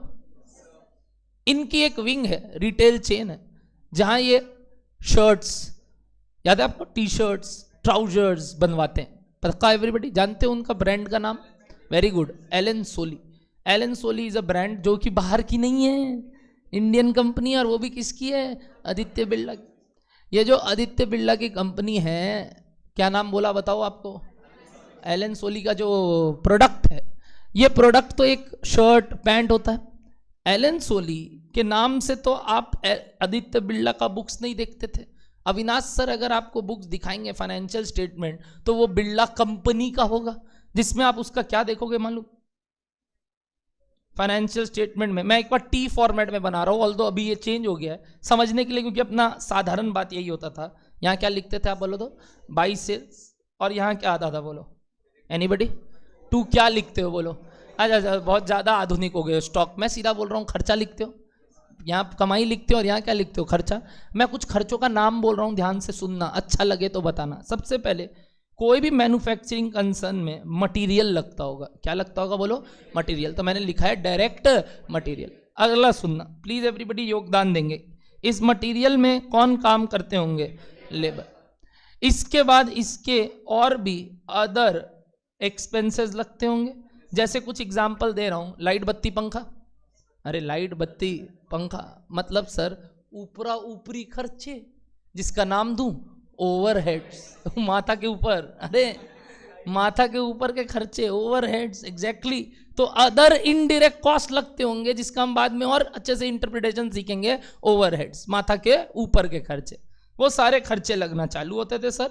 और हम इस पूरे स्टेटमेंट में इधर सारे खर्चे लिखने के बाद पहले निकालते थे ग्रॉस प्रॉफिट। निकालते थे क्या? इस ग्रॉस प्रॉफिट को आप यहाँ लिखते थे, और इसके बाद आप क्या खर्चा लिखते थे मालूम? सबसे पहले और भी लिखते थे, like selling and distribution expenses. और आप क्या लिखते थे मालूम? ये हो गया फैक्ट्री रिलेटेड, और ये हो गया आपका यहाँ पे और एडमिनिस्ट्रेशन रिलेटेड। जैसे कि आपका ऑफिस में जो तुम लोग सीए बनोगे, तो तुम लोग जब कंपनी में जाओगे तुम्हारा भी तो सैलरी होगा, वो खर्चा भी तो आएगा यहाँ, बट ऊपर नहीं आता वो। ग्रॉस प्रॉफिट में धंधे तक का जो वो प्रोडक्शन तक का कॉस्ट है वो आता था, बट उसके बाद वाला खर्चा नीचे पीएल में लिखते थे आप, है ना। इसको क्या बुलाते थे? Trading account. क्या बुलाते थे इसको आप? और इसको क्या बुलाते थे आप? PL account. याद आ रहा है थोड़ा बहुत 11-12 का बेसिक ज्ञान? अच्छा, टू यहाँ और क्या आता है सर? Other indirect expenses. ये सब लिखने के बाद हम यहाँ क्या लिखते थे? To net profit. ये तो ओके है। आदित्य बिरला जी के पास ये स्टेटमेंट है और ये स्टेटमेंट सब देख सकते हैं। आप भी देख सकते हो, मैं भी देख सकता हूं, आदित्य बिरला जी भी देख सकते हैं। It is a public document. क्या डन है बात आपको? अब बात आता है, आप as a adviser Aditya Birla ji को फ़ोन किए, नंबर मिला आपको और आप फ़ोन किए और बोले सर मेरे पास एक स्कीम है। स्कीम समझ रहे हो? स्कीम देखे हो हेरा फेरी? मेरे पास एक स्कीम है। तो बोला क्या स्कीम, क्या है, क्या स्कीम है बता। बोला मैं आपका कमाई बढ़ा सकता हूँ, मेरे पास एक आइडिया है जिससे मैं आपका कमाई बढ़ा सकता हूँ। वो बोला अच्छा ठीक है, मीटिंग कर लेते हैं एक। बोला कब आना है? बोला इतना तारीख को इतने बजे आ जाना। तुम गए उसके पास मीटिंग में, वो मस्त तुमको चेयर वेयर दे के बैठाया, तुम ऐसे दीनानाथ चौहान की तरह ऐसे हाथ रख के बैठे। बोले बताओ क्या बात है, चाय वाय मंगाने का बोल दिया था जब तक वो, कि जाओ समोसा वोसा ले आओ इसके लिए। बोलता है सर क्या स्कीम है, सुनेंगे ना आप, बहुत ज़बरदस्त स्कीम है, आपका कमाई बढ़ जाएगा। बोला बताओ। सेल्स बढ़ा दीजिए, खर्चा कम कर दीजिए, आपका प्रॉफिट बढ़ जाएगा। स्टंट एकदम एक बार के लिए। वो क्या बोल रहा है, और ये एकदम सही बोला। वो बॉडीगार्ड बाहर में बुलाएगा, सिक्योरिटी फटाफट इसको लेके फेंक, और जो समोसा आ रहा है तुम खा लेना, तुमको लगेगा ये। क्योंकि ये जो आदमी आज बकवास करके गया है, ये हमको क्या बताया कि सेल्स बढ़ा देना और क्या कर देना, खर्चा कम कर देना। जैसे हमको मालूम ही नहीं था ये बात कि ये करने से मेरा प्रॉफिट बढ़ जाएगा। ये स्टेटमेंट देख तक हम यही बात तक बता सकते हैं। अगर हमको एग्जैक्टली उसके इंटरनल मैटर्स में जाना है और ये जानना है कि किस तरीके से वो काम करता है, तभी हम बता पाएंगे कि एग्जैक्टली हम उसका कैसे प्रॉफिट बढ़ा सकते हैं। कॉस्ट अकाउंटिंग अब बोलता है कि ये पूरा स्टेटमेंट एक कंपनी का होता है, बट हम कंपनी के हिसाब से अकाउंटिंग नहीं करेंगे, हम प्रोडक्ट वाइज अकाउंटिंग करेंगे। क्या वाइज करेंगे बोलो तो? हम अब एक एक माल का अलग से सारा खर्चा निकालेंगे, एक एक माल का अलग से कमाई निकालेंगे और एक एक माल का प्रॉफिट निकालेंगे। क्या फायदा होगा सर? इससे आप डिटेल्ड एनालिसिस कर सकते हो कि किस प्रोडक्ट से ज्यादा प्रॉफिट आ रहा है, किस प्रोडक्ट में ज्यादा खर्चा कर पा रहे हैं। ये स्टेटमेंट देख के हम इतना बता नहीं सकते। दूसरा, इस स्टेटमेंट का सेकंड ड्रॉबैक, यहां पे कौन सा प्रॉफिट धंधे का प्रॉफिट है बताओ तो? एनीबडी? दो प्रॉफिट लिखाऊं, GP NP, which is giving you the धंधे का प्रॉफिट। सर धंधे का प्रॉफिट का इंग्लिश टर्म बोलोगे क्या आप? Operating profit. क्या वर्ड बोला बोलो तो? ऑपरेटिंग, धंधे का प्रॉफिट। एनीबडी कोई धंधे का प्रॉफिट बता सकता है? एनपीए की जीपीए? ना तो एनपीए ना तो जीपीए, यही प्रॉब्लम है। फाइनेंशियल अकाउंटिंग का सेकेंड लिमिटेशन है, वो कहीं भी आपको धंधे का प्रॉफिट नहीं बताता। धंधे का प्रॉफिट जानना है, देखोगे कहाँ है वो? ये देखो, मैं इस पूरे बात को मिटा देता हूं। कहां तक लिखा अभी तक बोलो? ऑफिस और क्या लिखाऊं? एडमिन। ये होता है धंधे तक का बात। इसके बाद जो अदर खर्चे लगते हैं, इनडायरेक्ट खर्चे, जैसे कि तुम लोग सुने होंगे इंटरेस्ट। क्या लगता है आपका? Interest cost. धंधा करने में क्या लगता है बताओ? Interest cost. और बोलो सर, और बैड डेट होता होगा? बैड डेट होता होगा कि नहीं? बैड डेट होता है सर। सर वो जो profit on sale of investment, sir वो loss on sale of investment, sir वो profit on sale of fixed assets, loss on sale of fixed assets, ये सब जो खर्चे हैं ये सब क्या है? Indirect cost. हमको इनडायरेक्ट नहीं, हमको सिर्फ धंधे का प्रॉफिट चाहिए। तो हम इसके बाद जो प्रॉफिट निकालते हैं ना, उसको क्या बुलाते हैं बोलो? Operating profit. उसके बाद ऑपरेटिंग प्रॉफिट से और क्या लेस करेंगे बताओ बताओ बताओ? ऑपरेटिंग प्रॉफिट से और क्या एडजस्ट कर देंगे कि नेट प्रॉफिट आ जाएगा? बोलो बोलो बोलो। जो एक चीज हटा दिया था वहां से, टू क्या बोलो? Indirect expenses and indirect incomes. अगर वो लिख देंगे तब जाके क्या आता है बोलो? Net profit. बट क्या कभी भी आपको अकाउंटिंग ये बीच में ये वाला बात सिखाया? वो कभी भी आपको ऑपरेटिंग प्रॉफिट निकालना नहीं सिखाया, वो कभी भी आपको धंधे का प्रॉफिट निकालना नहीं सिखाया। तो इसके वजह से किसका जन्म हुआ बोलो? कॉस्ट अकाउंटिंग सिस्टम का, जो बोलता है इंटरनल रिकॉर्ड्स मेंटेन करना। क्या मेंटेन करना? अच्छा अब बताओ, क्या तुम को पता चल सकता है एलन सोली का मटेरियल का कॉस्ट कितना था, उसका लेबर का कॉस्ट कितना था? क्यों नहीं पता चल सकता? पता कर लो, क्या दिक्कत है? पता कर लोगे ना, पकड़ के मारोगे उन लोग को। क्यों पता है? वो जो 2000 का शर्ट है ना, जब पता चलेगा ना कि 800 रुपये का कॉस्टिंग में तैयार करके कितने में बेच रहा है, कितने का margin? More than 100%, more than 100%। समझ पा रहे हो? अबे 100%, डबल से ऊपर में बेच रहा है कि नहीं? 150% का मार्जिन रखता है ये लोग। तो 150% का अगर मार्जिन है तो तुम क्या खरीदोगे अगली बार से जब पता चल जाएगा? बोलेगा भाग काय लेंगे इससे, बट ब्रांड है सर, ब्रांड लेंगे हम लोग, पहनेंगे वही, क्योंकि हमें पता नहीं ना क्या है, हमें तो लग रहा था कि वही चीज होता है। तो ये सब चीज क्या बाजार में पता चलता है कि सिर्फ अंदर वाले लोगों को पता है? तो फाइनेंशियल अकाउंटिंग सिंस एक खुला किताब था, कोई भी देख सकता था, उधर सारा बात नहीं बताते हैं, इसलिए एक और अकाउंटिंग का जन्म हुआ जिसको क्या बुलाते हैं? Cost accounting. जो किसके लिए बना?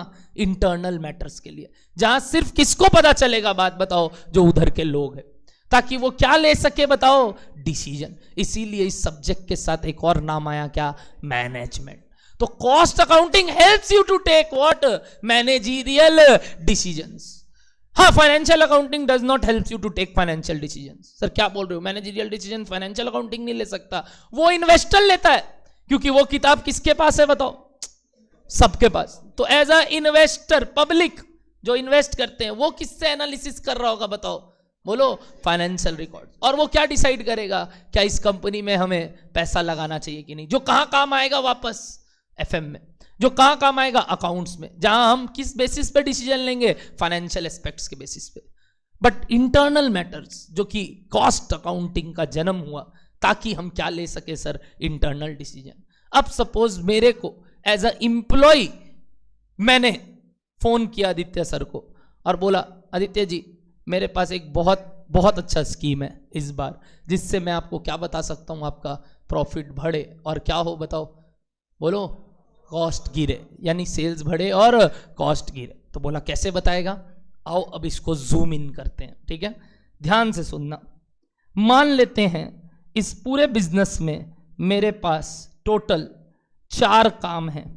शर्ट, जिसमें मैं टी शर्ट्स भी बना रहा हूं और नॉर्मल जो शर्ट्स होते हैं वो बना रहा हूं, और पैंट्स जिसमें मैं बता रहा हूं तुम लोग को, मान लो ट्राउजर्स बना रहे हैं, और ये फॉर्मल सी हो गया ट्राउजर्स, और चीनोज पकड़ लो या जीन्स पकड़ लो, ठीक है? मैं ये 4 चीज बना रहा हूं। इस 4 चीज में मैं आपको ये टोटल कॉलम जो यहां बनाता, क्या वो ऊपर लिखा था? सोच के देखो एक बार, क्या ये टोटल कॉलम आपको ऊपर पता था? जैसे कि अगर मैं सेल्स लिख रहा था तो वो सेल्स अगर 200 लाख था तो वो 200 लाख किसका किसका सेल्स था जो यहां था? सोचो, सबका था। वी डिडंट न्यू कि इसमें किसका किसका कितना है, बट वो किसको पता है? Internal matters. तो इंटरनल रिकॉर्ड में जब ये लिखना चालू किया, मान लो इस 200 लाख में शर्ट का धंधा 100 लाख का था। धंधा वर्ड बोलूं चलेगा? मन का बात लगेगा। धंधा 100 लाख का है। टी शर्ट का धंधा मान लो 20 लाख का है। ट्राउजर्स का धंधा मान लो 50 लाख का है। रिमेनिंग फिगर हमेशा मेरे को बताते रहना। हाँ, मैं रैंडम एग्जांपल लिया हूं। क्या 30 आ रहा है इसमें? मान लो अब मैं कुछ खर्चे लिख रहा हूं जिसमें मैंने मटेरियल का खर्चा लगा। मान लो मटेरियल का खर्चा लगा मेरा टोटल 80 लाख, ठीक है? इस 80 लाख का बाइफर्केशन दे रहा हूं। मान लो इधर लगा तुम्हारा 30 लाख, इधर लगा तुम्हारा 5 लाख, इधर लगा तुम्हारा 20 लाख। कितना बच गया बताओ तो? 55 हो गया। कितना बचा? जल्दी से कैलकुलेट करो, हथियार निकाल लो अगर याद नहीं रहता तो। कितना होता है बोलो? 25। मटेरियल का खर्चा लग गया 25, ठीक है? नेक्स्ट सुनना, लेबर का खर्चा। मान लो लेबर का खर्चा टोटल लगा मेरा इसके ऊपर 30 लाख का, और 30 लाख में मैंने यहाँ पे बाइफरकेट किया आपके लिए 5 लाख, यहाँ बाइफरकेट किया आपके लिए 15 लाख, यहाँ किया आपके लिए 10 लाख। कितना हो गया? 0 बचा। तब एक काम करो, 6 ले लो और यहाँ 4, ओके? और लास्ट अदर ऑपरेटिंग एक्सपेंस, जिसके बारे में भी आप कुछ नहीं जानते हो, सिर्फ ये 2 शब्द जानते हो, बाकी सबको क्या बुला दिया बोलो तो? Other operating expense. मान लेते हैं वो मेरा लगा 50 लाख, तो इसको मैंने बांटा, 50 नहीं 20 लाख, और इसको मैंने बांटा यहाँ पे मान लो 2 लाख, यहाँ पे मान लो 20 लाख, और 20 लाख नहीं 10 लाख, सॉरी 10 लाख, 4 कर दे, चलो ठीक है। इधर इधर दे देते हैं, छोड़ो 5 लाख और इधर 3 लाख, ओके। यहाँ तक ये सारा करने के बाद एक बार फटाफट प्रॉफिट बताओ सारे बच्चे, और ये प्रॉफिट का नाम बताओ। आज पहली बार इस प्रॉफिट का नाम सुनो। Very good, this profit is called, बोलो क्या? ऑपरेटिंग प्रॉफिट, यानी धंधे का प्रॉफिट। एक बार निकालो कैलकुलेटर में, मन से भी निकल सकता है, बोलो 8 lakh. Next 45 lakhs, next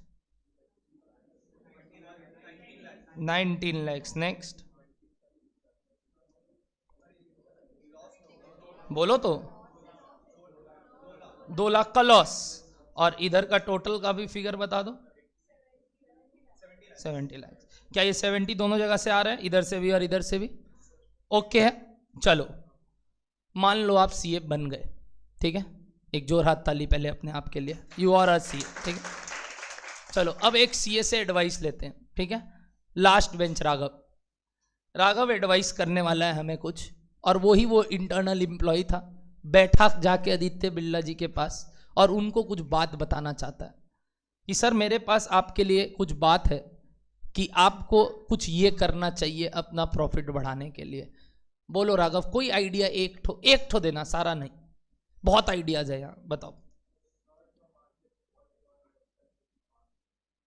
shirt का डिमांड और ज्यादा है, ये तुमको कैसे पता? राघव का आंसर आया, शर्ट का डिमांड बहुत ज्यादा है। ऑनलाइन लाइव भी बताएंगे कोई एक रीजन सारे बच्चे, बाकी यार राघव बोला शर्ट का डिमांड ज्यादा है। How do you know shirt का डिमांड ज्यादा है? ओके, सेल ज्यादा है तो वो तो उसका अभी का हो सकता है सैचुरेटेड सेल्स है, मतलब इसके बाद और सेल नहीं कर पाएगा। आप इंटरनल रिकॉर्ड्स में ये बोल सकते हो सर हो सकता है सेल बेचने का कोशिश और करेंगे, डिमांड क्या है वो मेरे को नहीं मालूम। तो वाई शर्ट, उसका प्रॉफिट सबसे ज्यादा है, ये देख के वो बोला प्रॉफिट सबसे ज्यादा है। एक रीजन वहां आया, बोलो सेकंड रीजन।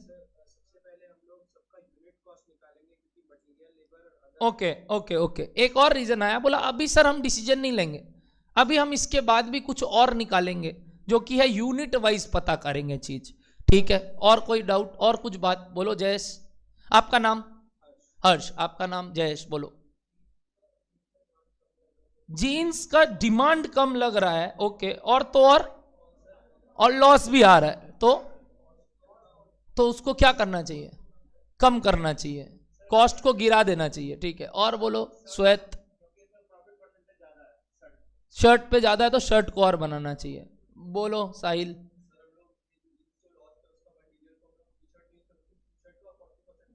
ओके ठीक है। और कोई? लास्ट बेंच इधर, आपका नाम सर? अरिजीत, बताओ, गाना गाते हो? नहीं, ठीक है, बताओ। तो शर्ट ज्यादा करेंगे। Any other reason? एनीबडी, हाथ ऊपर। कुछ और? आपको चाय कॉफी पीना है कि नहीं वहां जाके, है ना? आदित्य बिरला जी आपको अभी तक खिलाना चाहते हैं, कुछ तो कुछ बताओ ऐसा जिससे वो इंप्रेस हो आपसे, बताओ। उधर बैठ के कोई अपना क्लास में ज्यादा सिस्टमेटिक वे नहीं है। शर्ट का सेल्स बढ़ा देंगे, क्यों? टी शर्ट का सेल्स बना देंगे, ओके, क्यों? उसका सबसे ज्यादा है, अच्छा ठीक है। जीन्स का प्रोडक्शन कम कर देंगे, ओके। अब इतना सारा बात आया मेरे पास। ऑनलाइन लाइव में भी 2 आंसर है। दृष्टि का आंसर है सर जीन्स का मटेरियल कॉस्ट रिड्यूस कर सकते हो to cut off the losses, और अपर्णा का आंसर है जीन्स का मैन्युफैक्चरिंग कम कर देंगे। यानी सब जीन्स के पहले पीछे पड़े। एग्जैक्टली आप लोग इनहेरिटेड बनिया हो, मैं जानता हूं, और आपके दिमाग में जो बात आ रहा है वो एकदम सही आ रहा है। ये जो कॉस्ट अकाउंटिंग सिस्टम बना उसका पहला मुद्दा था ये निकालना, यानी क्या सुनना, प्रोडक्ट वाइज कॉस्ट निकाल दिया। क्या इंडिविजुअल प्रोडक्ट वाइज कॉस्ट पता है? दूसरा प्रोडक्ट वाइज सेल्स पता है क्या? एनहेंस प्रोडक्ट वाइज क्या निकाला आपने नीचे? लास्ट बताओ प्रॉफिट। ये 3 मुद्दा के बाद, ये 3 मुद्दा आपको क्या मदद कर रहा है मालूम? टू टेक मैनेजरियल डिसीजंस, कि क्या करना चाहिए। तो इस वजह से वो मैनेजर राघव कहां पहुंचा? वो राघव कहां पहुंचा? आदित्य बिरला जी के पास, मैनेजमेंट के पास, जो क्या कर रहा है, मैनेजमेंट को कुछ बताना चाह रहा है जिससे मैनेजमेंट क्या ले सके? एक डिसीजन ले सके। और मैनेजमेंट डिसीजन लेने के लिए उससे कुछ पूछ रहा है, जिसमें से सबसे पहले वो बोलना चाह रहा है सर सेल्स का ना हमें जीन्स का काम हो सके तो बंद कर देना चाहिए। हाँ सर, अगर ये नया नया चालू किए हैं ये देख के, तो शुरू शुरू में तो सर कोई भी बिजनेस लॉस आता है तो ठीक है सर, कुछ दिन तक चलाएंगे क्योंकि कोई ज्यादा भारी लॉस नहीं है। बट अगर ये 5 साल से धंधा चल रहा है और अभी भी हम जीन्स में क्या इनकर कर रहे हैं, बोलो लॉसेस, तो the immediate decision should be stop the production of, बोलो क्या, jeans. Otherwise if it is at the start of the business we should continue it, क्योंकि हो सकता है आने वाले 2-3 साल में क्या हो जाए बताओ, प्रॉफिट आ जाए। क्या एक अच्छा लगा ये आंसर जीन्स के रिगार्डिंग? मान लेते हैं डिसीजन लिए टू डिसकंटिन्यू दिस प्रोडक्ट पहले, यानी डिसीजन क्या लेते हैं बताओ जीन्स के लिए, whether to continue a product और नॉट। ये कौन कौन ले रहा है? मैनेजमेंट ले रहा है। किसके बेसिस पे? प्लीज बोलते रहेंगे, किसके बेसिस पे? कॉस्ट अकाउंटिंग के बेसिस पे। कॉस्ट अकाउंटिंग क्या करके दिया? बोलते रहो प्लीज, कॉस्ट अकाउंटिंग क्या करके दिया? 3 चीज, प्लीज बोलो वो 3 चीज।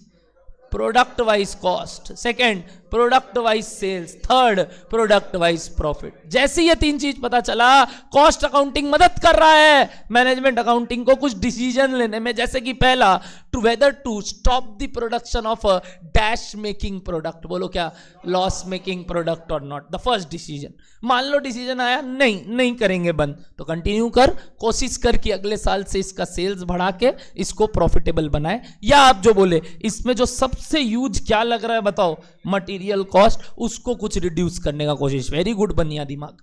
क्या बोलो, डन हो रहा है बात? मान लो ये नहीं हो पा रहा है तो भाई 2-3 साल बाद इसको क्या कर देना, डिसकंटिन्यू। अगर हो चुका है ऑलरेडी 2-3 साल वो, तो अभी क्या कर दे, इसको डिसकंटिन्यू। जैसे इसको मान लो डिसीजन आया बंद कर दिए, अब क्या? बंद कर दिए, अब क्या मतलब? अब क्या सर? पक्का वो जो आदमी वहां काम कर रहा है, वो जो मशीन वहां काम कर रहा है, वो जो मटेरियल वहां यूज हो रहा है, वो जो टाइम वहां इन्वेस्ट हो रहा है, इन सबको मैं एक वर्ड बोलता हूं, ऑल रिसोर्सेस। आप लोग पढ़े हो इसको, क्या बुलाते हैं? वो जो रिसोर्सेस किस में यूज आ रहा था, जीन्स में, क्या उसको कहीं और इन्वेस्ट कर सकते हैं? Does that resources be used in some other part of the business so that overall profitability of the company increases? अब धीरे धीरे वो इंप्रेस हो रहा है और बोल रहा है छोड़ चाय कॉफी, कुछ बढ़िया मंगा इसके लिए। वो बाहर फोन करके बोला रुक रुक रुक रुक, अब कुछ और मंगाना होगा, क्या लेंगे सर? सर बोलने लग गया, तो बोला क्या लेंगे सर? अब पूछने लगा है मेरे से। पहले तो गजब धक्का मार के निकाला था, क्या बताए थे उसको?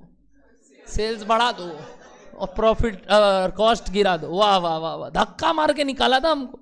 अब देखो कितना प्यार से बोल रहे हैं, सर आप क्या लेंगे, क्या मंगाए आपके लिए, क्योंकि कुछ काम का बात करना चालू किए हैं अब उसके साथ हम। बट पहले कर नहीं पा रहे थे क्योंकि वैसा डिटेल नहीं था मेरे पास। अब हम कुछ काम का बात कर पा रहे हैं, वैसा डिटेल है मेरे पास। चलो ठीक है सर, ये डिसीजन आया। तो अब सेकेंड डिसीजन जो मैं लेना चाह रहा हूं, उसके लिए वापस पोलिंग करते हैं। मैं पूरा इंटरेक्टिव हूं बाबू, मेरे पास आपको ये मिलेगा, चाहे लाइव ऑनलाइन हो चाहे लाइव हो, आप ये देखोगे कि ये हमसे ही बात कर रहा है दिन भर, ठीक है ना। लाइव ऑनलाइन को भी मैं टोटल वही अटेंशन दे रहा हूं। और आपको बता दूं, आप जो जवाब दोगे मैं रिपीट करूंगा क्योंकि आपको सुन नहीं पा रहे हैं लाइव ऑनलाइन, ठीक है। सेकेंड डिसीजन वापस से एक बार राघव से पूछते हैं और उसके बाद, या चलो इस बार नए सीए को पूछते हैं। मैम आपका नाम? लास्ट बेंच उधर, फर्स्ट बेंच सॉरी, मोतदी, वेरी नाइस नेम, डर लग गया मेरे को बट ठीक है।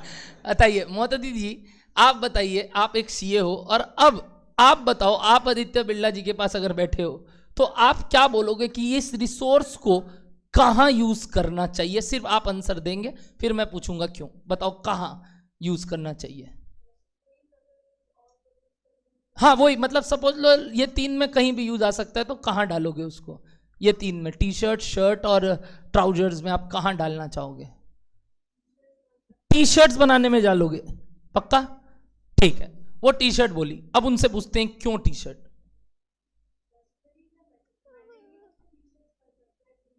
नहीं उतना मत अंदर तक जाओ, सुनो मेरा बात। The labour, the machines, the materials are equally capable of producing any. आप तो एकदम वो अपनापन ले आए कि जीन्स का मटेरियल से शायद शर्ट बन, ऐसा नहीं होता रे। टी शर्ट वाला, शर्ट वाला भी जीन्स मटेरियल होता है। तुम मटेरियल पे ज्यादा मत फोकस कर, क्या वो तो जो टाइप ऑफ मटेरियल होता है, इतना नहीं। वो अब आदित्य बिरला बोलेगा रुक जा, तुम काम करने लग जा मेरे यहाँ। लेबर नहीं बनना है अपने को मैनेजरियल डिसीजन लेना है। तो बता, वो रिसोर्सेज, वो टाइम, वो पैसा कौन सा वाले प्रोडक्ट में डालना चाहेगी? ओके, शर्ट में। अब हम तुम्हारा रीजन समझ गया शर्ट क्यों। शायद तुम शर्ट इसलिए बोल रही हो, शायद तुम शर्ट इसलिए बोल रही हो कि उसका सेल्स सबसे ज्यादा है। ओके, वो नहीं क्या? अच्छा, शायद तुम शर्ट इसलिए बोल रही हो क्योंकि उसका प्रॉफिट सबसे ज्यादा है। क्या क्या ये दोनों बात से कौन बोल रहे हैं? सेल्स देख के हम डिसीजन लिए, सेल्स देख के। अच्छा, कोई सेल्स देख के नहीं, प्रॉफिट देख के डिसीजन लिए, प्रॉफिट देख के डिसीजन लिए। ओके, प्रॉफिट देख के डिसीजन लिए। ओके, कई लोग प्रॉफिट देख के लिया, बट एक वर्ड मैंने शुरू में बोला जिससे तुम्हारा मुंह बना, और वो ये मुंह बना, हाँ रे सेल्स भी तो देखना चाहिए था, बट फिर हमने तो प्रॉफिट देख के डिसीजन लिया। Exactly the same point. You will never take a decision on a basis of single unit value या फिर on rupee value. You will take the decision on the basis of some ratios. यानी any decision is taken by calculating some comparative analysis करने के लिए सिर्फ profit काम नहीं आता। क्या काम आता है मालूम आपको? बोलो उसका क्या? बोलो मार्जिन भी। आज बढ़ाएंगे तो 1 रुपया एक्स्ट्रा खर्चा करने पे कितना रुपया कमाएंगे वो बताओ। तो margin is very much important. तो कई लोग बोले प्रॉफिट के वजह से हम किस में गए? शर्ट में। कई लोग बोले हम शर्ट के वजह से, सेल्स के वजह से गए शर्ट में। आंसर इज आपको हमेशा कुछ फाइनेंशियल रेशियोज निकालने चाहिए, यानी कुछ कंप्यूटेशन करना चाहिए डिसीजन लेने के लिए। जो सबसे अच्छा कंप्यूटेशन दिख रहा है, profit as a percentage of cost या profit as a percentage of sales. पहले profit as a percentage of sales तीनों प्रोडक्ट का निकाल के दिखाओ। क्या आता है आपको निकालना? कैसे निकालते हो बताओ? Calculator please. The full cost class is basis on the calculator. मैं नहीं चाहता आप ये सोचो कि आपका क्लास में काम नहीं हो रहा है। आप अगर कैलकुलेटर नहीं निकाल रहे तो आपसे बड़ा बेवकूफ कोई नहीं है, क्योंकि आपका दिमाग में मैथ्स नहीं होता। मैथ पहले भी नहीं होता था। मैथ के लिए आपके पास इंस्टीट्यूट अलाउ कर रहा है, जब कोई चीज उसको यूज करो ना, ताकि वो फिगर्स तुमको और अच्छा लगवाए। सबसे पहले टी शर्ट का बताओ।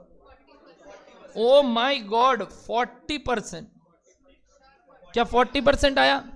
अच्छा, इसका बताओ 45%, और ट्राउजर्स 38%। वही 38 आया क्या? हाँ, तो ये 3 का आ गया। अब तुम बताओ तुम किस में देना चाहोगे शर्ट में? मान लो ये 15 होता, या 15 नहीं, मान लो ये 19 होता और ये 1 लाख होता। अब बताओ आंसर। ये 4 लाख से बढ़ जाएगा, कितना हो जाएगा ये बोलो? 12। और ये कितना हो जाएगा? 4 लाख से गिर जाएगा 41। तो ये आंसर बोलो 41, और ये आंसर बोलो 60। कौन सा काम में लगाओगे? किस में पैसा इन्वेस्ट करोगे?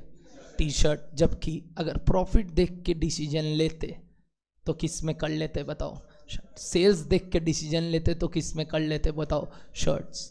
जबकि प्रॉफिट परसेंटेज देख के डिसीजन लेंगे तो क्या आएगा?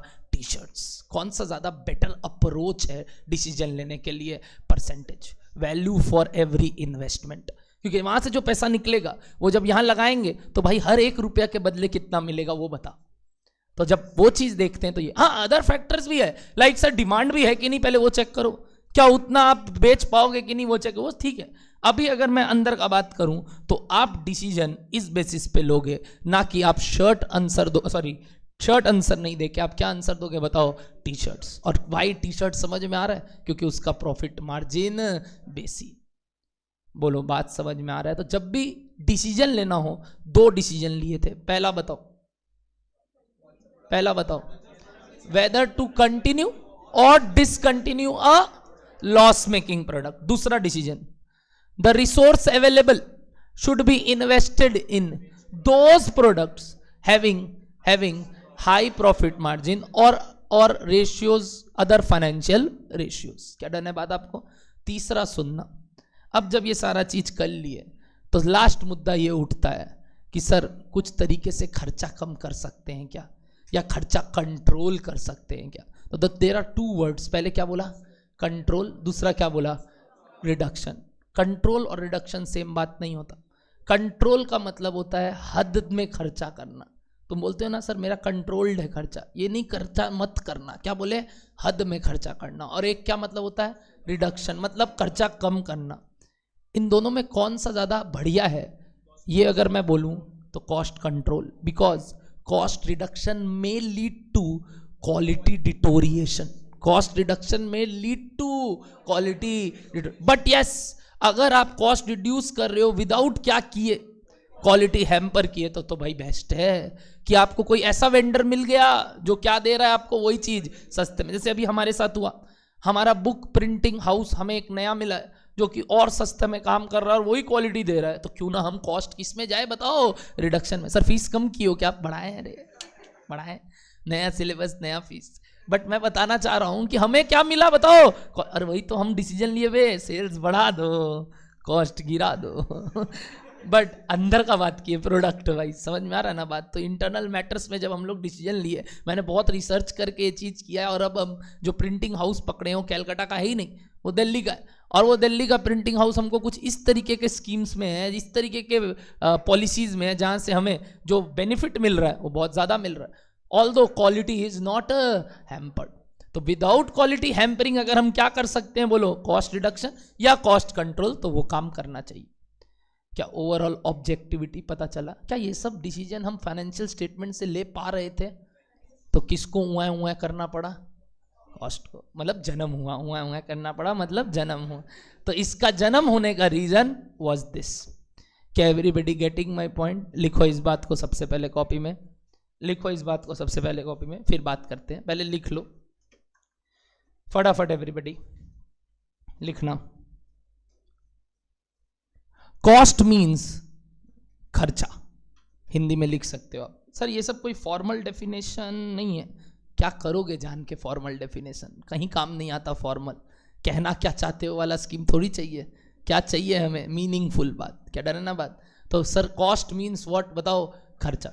नेक्स्ट, कॉस्टिंग मीन्स बताओ क्या, कॉस्ट मीन्स खर्चा, और अब कॉस्टिंग मीन्स अ मेथड या process of calculating cost, method or process of calculating cost, method or process of calculating cost. Third term is called cost accounting. Third term was जो आज हमने सीखा was cost accounting, ठीक है ना, लिखना इसके अंदर, the statement of cost prepared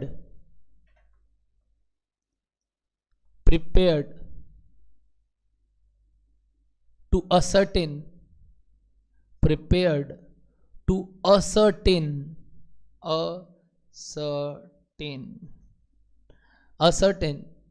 product wise, जोर दे रहा हूं वर्ड में, एमसीक्यू है, जोर दे रहा हूं वर्ड पे, एमसीक्यू है, ठीक है ना, आजकल अब एमसीक्यू आने लगा है, तो क्या लिख रहे हैं बताइए, product wise dash comma dash and hence dash, product wise dash comma dash and hence dash, cost, sales and hence operating profit. Terms थोड़ा चेंज करेंगे कॉस्टिंग के क्लास में, क्या क्या बोला बताओ, असर्टेन, क्या प्रोडक्ट वाइज, क्या बताओ, cost, product wise cost comma sales and operating profit,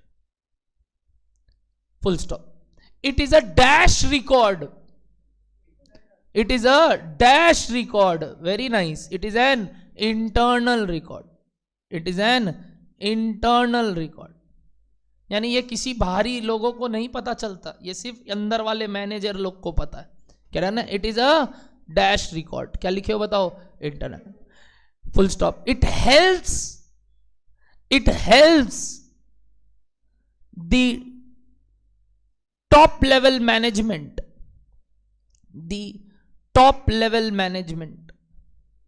to take financial or non financial decisions, financial or non financial decisions. ठीक है, next paragraph, therefore objectives of cost accounting system are as follows, therefore objectives of cost accounting system are as follows, के अंदर लिखना A, to ascertain product wise dash B C, to ascertain product wise dash to ascertain product wise dash. Sir वापस से लिख रहे हैं, हाँ objectives बोल के इनको लिख रहे हैं, बताओ क्या क्या क्या, वापस से, cost, sales and hence profit, यानी operating profit.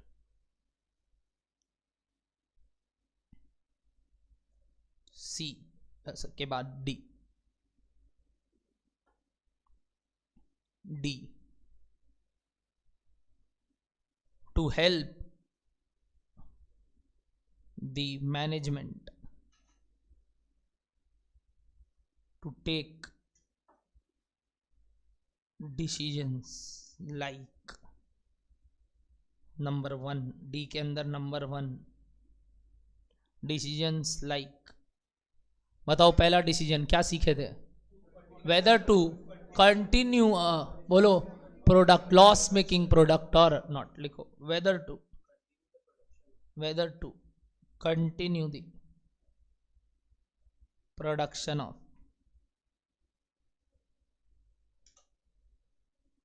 loss making product or not। अच्छा लॉस मेकिंग होगा तो बंद ही कर देंगे क्या, जरूरी है क्या बंद ही करेंगे, कुछ दिन देखेंगे, कुछ साल देखेंगे सर, क्योंकि इनिशियली हो सकता है लॉस आए, बट हाँ कंटिन्यूअस लॉस है, ह्यूज लॉसेज है, तो क्या कर देंगे, बंद कर देंगे।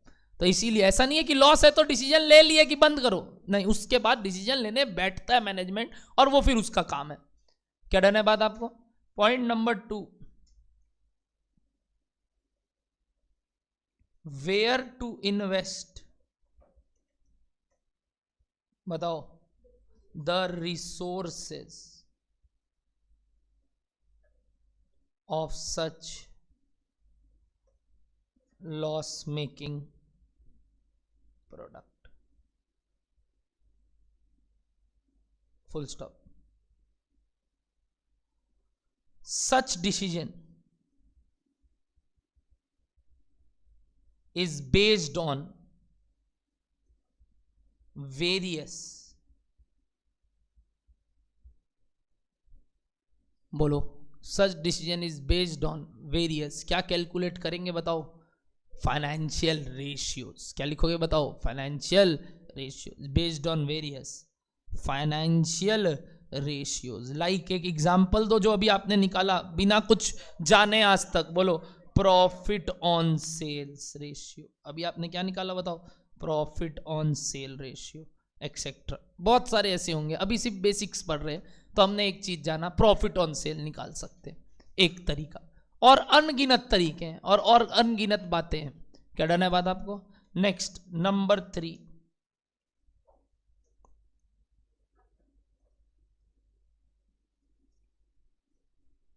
टू कंट्रोल और रिड्यूस। आने वाले क्लासेस में हम इस 2 शब्द को और इन डेप्थ में पढ़ेंगे, आज ऊपरा ऊपरी समझ में आया। कंट्रोल मतलब कम करना नहीं, कंट्रोल मतलब हद में रखना।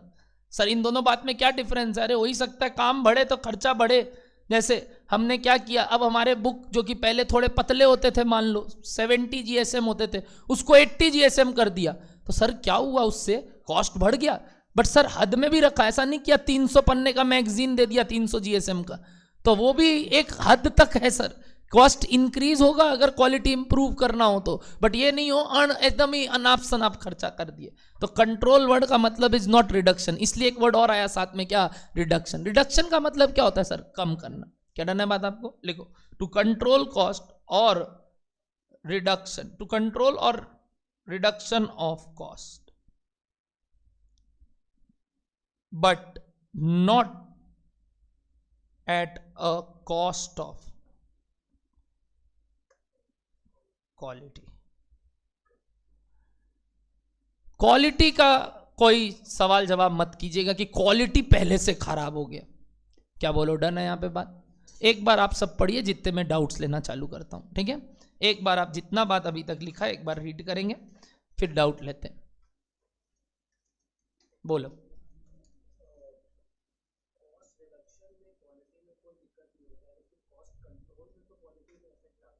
क्वालिटी उल्टा बढ़ता है, गिराना तो है ही नहीं।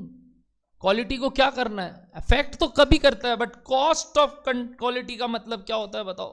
What do mean by not at a cost of quality? Quality should not be hampered, quality में इंक्रीज। वो तो मैंने नहीं मना किया ना कि क्वालिटी सेम रहेगा। मैंने क्या बोला? क्वालिटी गिरना नहीं चाहिए, क्वालिटी या तो सेम रहे या बढ़े। ओके, बढ़ भी सकता है, कोई दिक्कत नहीं। किसमें? नहीं, कॉस्ट रिडक्शन से भी हो सकता है। जैसे मैंने अभी आपको बोला, मैंने अभी कॉस्ट रिड्यूस हो गया मेरा, किसका? प्रिंटिंग हाउस का। हो सकता है उससे मेरे को और व्हाइट कलर का पेपर थोड़ा और व्हाइट हो गया। आप समझते हो ना, जो पेपर बुक्स मिलता है आपको, there are various colour in the books. कभी कभी आप देखते हो येलो कलर का पेपर मिल जाता है, तो आप बोलते हो यार कितना पुराना बुक है। जैसे बीकॉम का जो किताब पहले मिलता था, उसमें कितना गंदा क्वालिटी का पेपर होता है कि नहीं? जो स्कूल्स में बुक्स मिलता था पहले, कितना गंदा क्वालिटी का पेपर होता है। तो क्या कॉस्ट रिडक्शन भी क्वालिटी रिड्यूस करेगा, सेम रखेगा, कि बढ़ा भी सकता है? बढ़ा। हमको कोई भी हद में क्या क्या नहीं चाहिए, रिडक्शन नहीं होना चाहिए, सेम रहे ओके, बढ़े ओके। जनरली कंट्रोल करने से बढ़ सकता है, रिड्यूस करने से सेम रहता है जनरली, बट बढ़े तो कोई ये नहीं है कि बोल दिया डेफिनेशन कि ये तो सेम ही रहेगा। डन है? बताओ, एनी अदर डाउट्स एनीबडी? बोलो। दोनों ही तो डिसीजंस मैनेजरियल डिसीजंस होते हैं। फाइनेंशियल डिसीजंस कौन लेता है कंपनी का? अच्छा, मालिक। मेरे तो पापा ही मालिक है, मेरे तो पापा ही सीईओ है, मेरे पापा ही सीएफओ है, मेरे पापा ही मैनेजर है, मेरे पापा ही लेबर है, मेरे पापा ही वो मुटिया है। क्योंकि जो छोटे लोग काम कर रहे हैं, यानी एक बड़ा बाजार में अगर धंधा है तो वहां कोई हायरार्की नहीं है, सब मेरे पापा ही है भाई। मेरे पापा का बड़ा बाजार में कपड़ा का दुकान है, तो उनका क्या है, कभी काम आया, स्टाफ नहीं आया तो खुद ही कटिंग करके कपड़ा बेचना है। कोई नहीं है तो भाई एक बार शिफ्ट हम ही कर देंगे। अच्छा, डिसीजंस लेना भी मेरे हाथ में ही है। बट बड़ी बड़ी कंपनियां, यानी जिस पे आप काम करोगे या आप भी एस्पायर करते हो कि हमें बनाना है, वहाँ क्या top level, middle level, lower level सारे मैनेजमेंट होते होंगे, सब डिसीजन लेते हैं। बट सबका डिसीजन अल्टीमेटली अप्रूव कौन करता है? मालिक, या मालिक के अंदर सीईओ सीएफओ। क्या डन होता है बात आप लोगों को? और बताइए, इधर से पहले आया। बिल्कुल, नॉन फाइनेंशियल डिसीजंस भी लिए जाते हैं। कोई जरूरी नहीं है कि फाइनेंशियल डिसीजंस लिए जाए। सर कुछ नॉन फाइनेंशियल डिसीजंस बताइए ना। देखो, ऐसे देखा जाए तो every decision is a financial, but ऐसा हो सकता है ना, मैंने देखा मेरा जो एग्जिस्टिंग मैनेजर का जो पोस्टिंग है, जितने तरीके के लोग मेरे साथ काम कर रहे हैं, वो मेरे को समझ में नहीं आ रहे। मेरे को इंटरनली टीम को क्या कर लेना चाहिए, रिवैम्प। मतलब मेरे पास अभी भी वो 4 इंप्लॉई होंगे, वही 4 डेजिग्नेशन में, बट वो 4 को मेरे को क्या करना है, चेंज करना है। मे बी इन 2 को इस डिपार्टमेंट में भेज देंगे, इन 2 को इस डिपार्टमेंट से इस डिपार्टमेंट में ले आएंगे। क्या यहाँ से कोई फाइनेंशियल एस्पेक्ट चेंज हुआ? बट ये कैसा डिसीजन हुआ? एक नॉन फाइनेंशियल। क्या किए, 2 आदमी का पोस्टिंग इस डिपार्टमेंट से इस डिपार्टमेंट में किए, इस डिपार्टमेंट से इस डिपार्टमेंट। ये भी कैसे होता है? कॉस्ट अकाउंटिंग हेल्प करता है तुमको बताने में कि यहाँ पे इनएफिशिएंटली लोग काम कर रहे हैं, इनको अगर ये काम दे दे और इनको अगर ये काम दे दे तो काम आपका बढ़िया होगा। हमने किया, हमारी एक कॉलिंग टीम में लड़की थी रंजीता, और वो हम लोग कॉलिंग टीम में रखते थे फीडबैक कॉल्स में। बट फिर देखा उनका कॉलिंग इतना अच्छा है तो उनको रिसेप्शन में बैठा देते हैं, कारण उनका बात करने का तरीका बहुत बढ़िया। तो अभी जो आपके रिसेप्शन में आपको मिलती हैं दीदी, वो दीदी को हमने क्या किया, रोल चेंज किया। रिसेप्शन में जो लड़का था उसको हमने बैकएंड वर्क में डाला। तो क्या हमारा कुछ कॉस्ट चेंज हुआ क्या? नहीं, कॉस्ट वही है, सारा चीज वही लग रहा है, रोल चेंज हो गया। तो ये कौन सा डिसीजन था? एक नॉन फाइनेंशियल डिसीजन होता है। डन? बोलो, कुछ डाउट एनीबडी? बोल। बहुत ज्यादा आता है क्या तेरे को? मतलब ओ ये लोग सब बोल रहे हैं, हाँ तेरे दोस्त यार बोल रहे हैं ओ। अच्छा अच्छा अच्छा, ठीक है, कोई बात नहीं। हाँ हाँ, यहाँ ऑपरेटिंग प्रॉफिट ऑन सेल्स निकल। हाँ हाँ हाँ हाँ हाँ हाँ हाँ हाँ हाँ। एक सेकेंड, क्या बोल रहे हैं सर, सुनना। सर ही बोलेंगे अब से, हाँ ठीक। सर कुछ बोल रहे हैं कि ओला जो स्कूटर चलाता है, अच्छा ओला स्कूटर बनाता है, सॉरी बनाता है और चलाता है जो भी, वो क्या डिसीजन ऑपरेटिंग प्रॉफिट के बेसिस पे लेता होगा, बाकी जो खर्चा है। तब मैंने इनसे पूछा बाकी खर्चा क्या क्या, जैसे कि एक एग्जाम्पल, एक अदर एक्सपेंस। मैं बता रहा हूं तुम्हारे दिमाग में क्या है। इसके दिमाग में मार्केटिंग कॉस्ट, कि वो जो ऊपरा ऊपरी वो जो यूट्यूब पे ऐड चला रहा है, जिसके थ्रू जब हम वीडियो चलाते हैं तो पहले 5 सेकंड जो स्किप करने का इच्छा करता है, उसमें जो वो करके रखा है। गूगल एसईओ जो हमको दिखता है सर्च इंजन में, वो कॉस्ट भी तो इधर है। ध्यान से देखो, मैंने पीएल में एक चीज लिखा, अगर ध्यान दिए तो, कि नहीं दिए, इसके बाद ऑपरेटिंग प्रॉफिट आता है, यानी वो धंधे का ही खर्चा है। तो मार्केटिंग कॉस्ट कंसीडर होता है बाबू, ऐसा नहीं है नहीं होता। तो जिसके मन में था मैंने अंदर का बात निकाला है, बोला नहीं मेरे को, ठीक है ना। चलो कोई नहीं, अब हम यहां तक इन बातों को अगर लिख लिए तो उस एग्जाम्पल को लिखते हैं जिसके बेसिस पे ये सब काम किए, ठीक है। लिखो एग्जाम्पल ऑफ आदित्य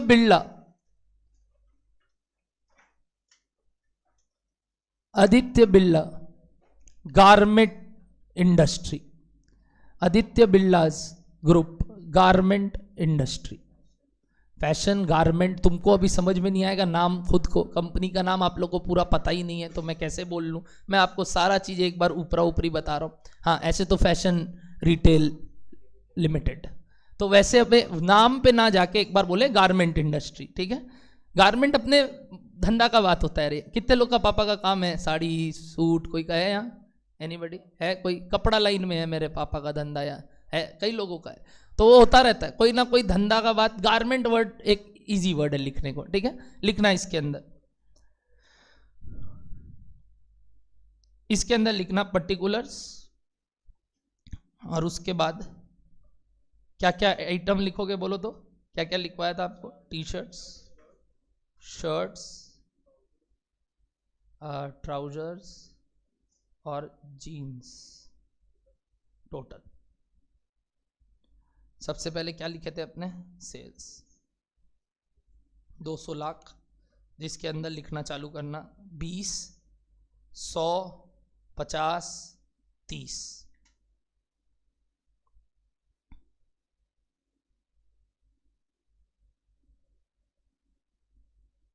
लिखिए सबने। नेक्स्ट क्या माइनस करोगे बोलो तो? एक्सपेंसेस में सबसे पहले क्या लिखोगे? Material.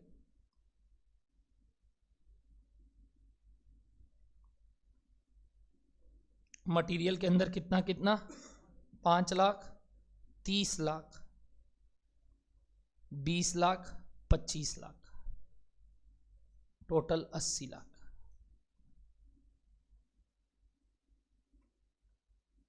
Labour 1 lakh, 19 lakh, 6 lakh, 4 lakh, total 30 lakh.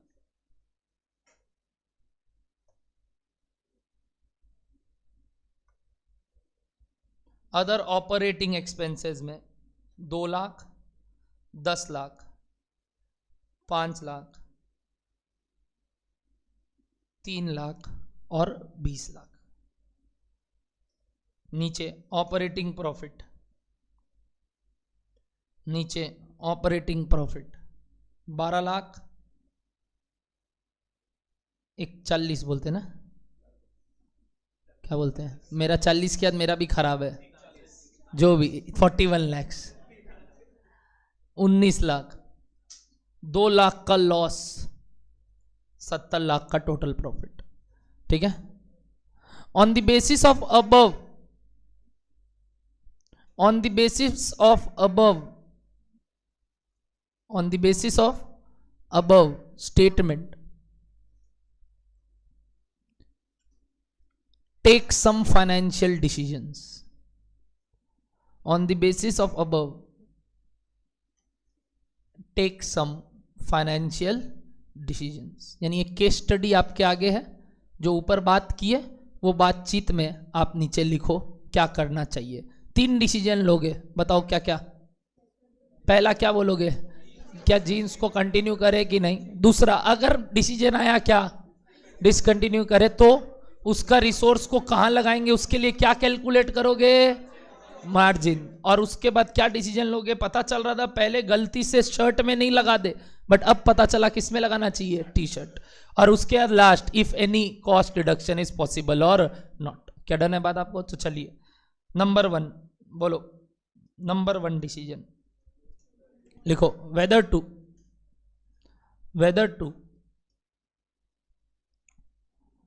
Continue the production of, whether to continue the production of genes or not, as it is a, whether to continue production of genes or not, as it is a loss making product, as it is a loss making product। Number B या number 2, जो भी, number 2,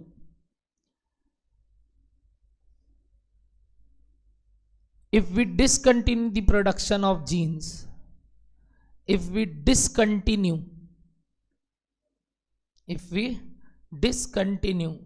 the production of genes, we should invest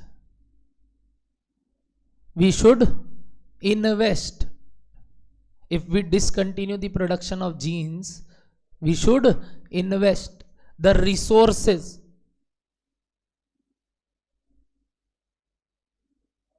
available from genes, the resources available from genes on dash product।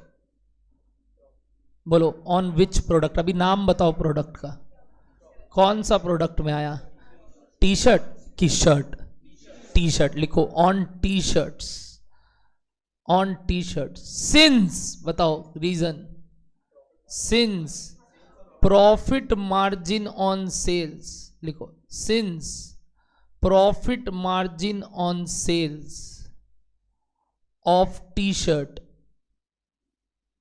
Is highest, profit margin of T shirt is highest. नीचे तीनों का profit margin निकाल के दिखाओ मेरे को, किसका किसका किसका, बोलो बोलो बोलो, नीचे लिखाओ, टी शर्ट, शर्ट और ट्राउजर्स। ये पॉइंट नंबर 3 नहीं है, 2 ही है। पॉइंट नंबर 3 में तुम 2 में सॉरी, मेरे को तीनों का मार्जिन भी लिख के दिखाओ। बताओ टी शर्ट का मार्जिन कितना है, शर्ट का कितना है और ट्राउजर्स का कितना है।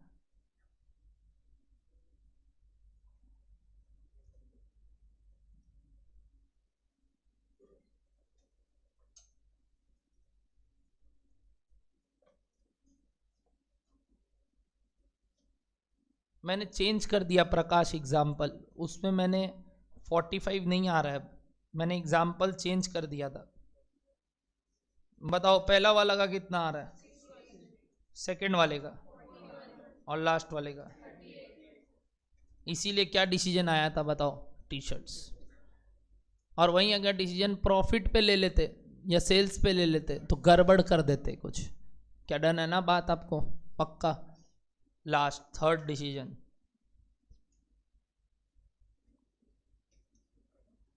Third decision,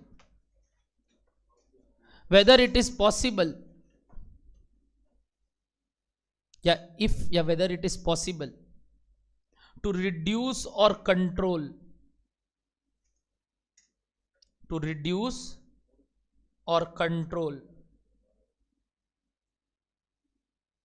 to reduce or control high material cost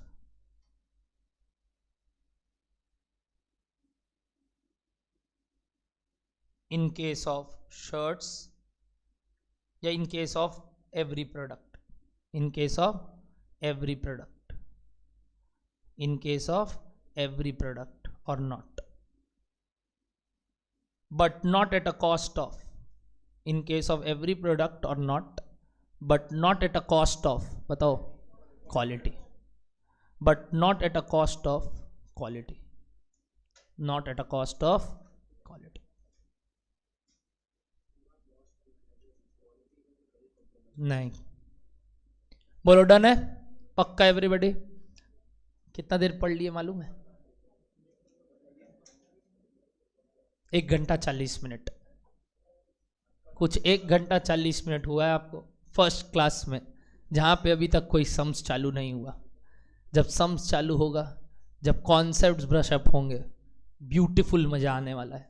तो टेंशन मत करो, नेक्स्ट क्लास ऑनवर्ड्स हम कहाँ से चालू करेंगे बताओ तो? बेसिक्स, जहाँ हम कॉस्ट के एक एक मुद्दा को उठाएंगे जिससे आप चैप्टर्स के लिए गेट रेडी हो जाए। तो कुछ और मेरे को 5 से 6 क्लास लगेंगे आपका नींव रचने में। ऑलरेडी आपके माँ बाप रच चुके हैं, मेरे को कोई और नींव रचना है आपके अंदर, और वो जो नींव मैं रचूंगा उससे आप आगे का आपका ज़िंदगी बड़ा बढ़िया से जजा पाओगे। क्या डन है बात आप लोगों को?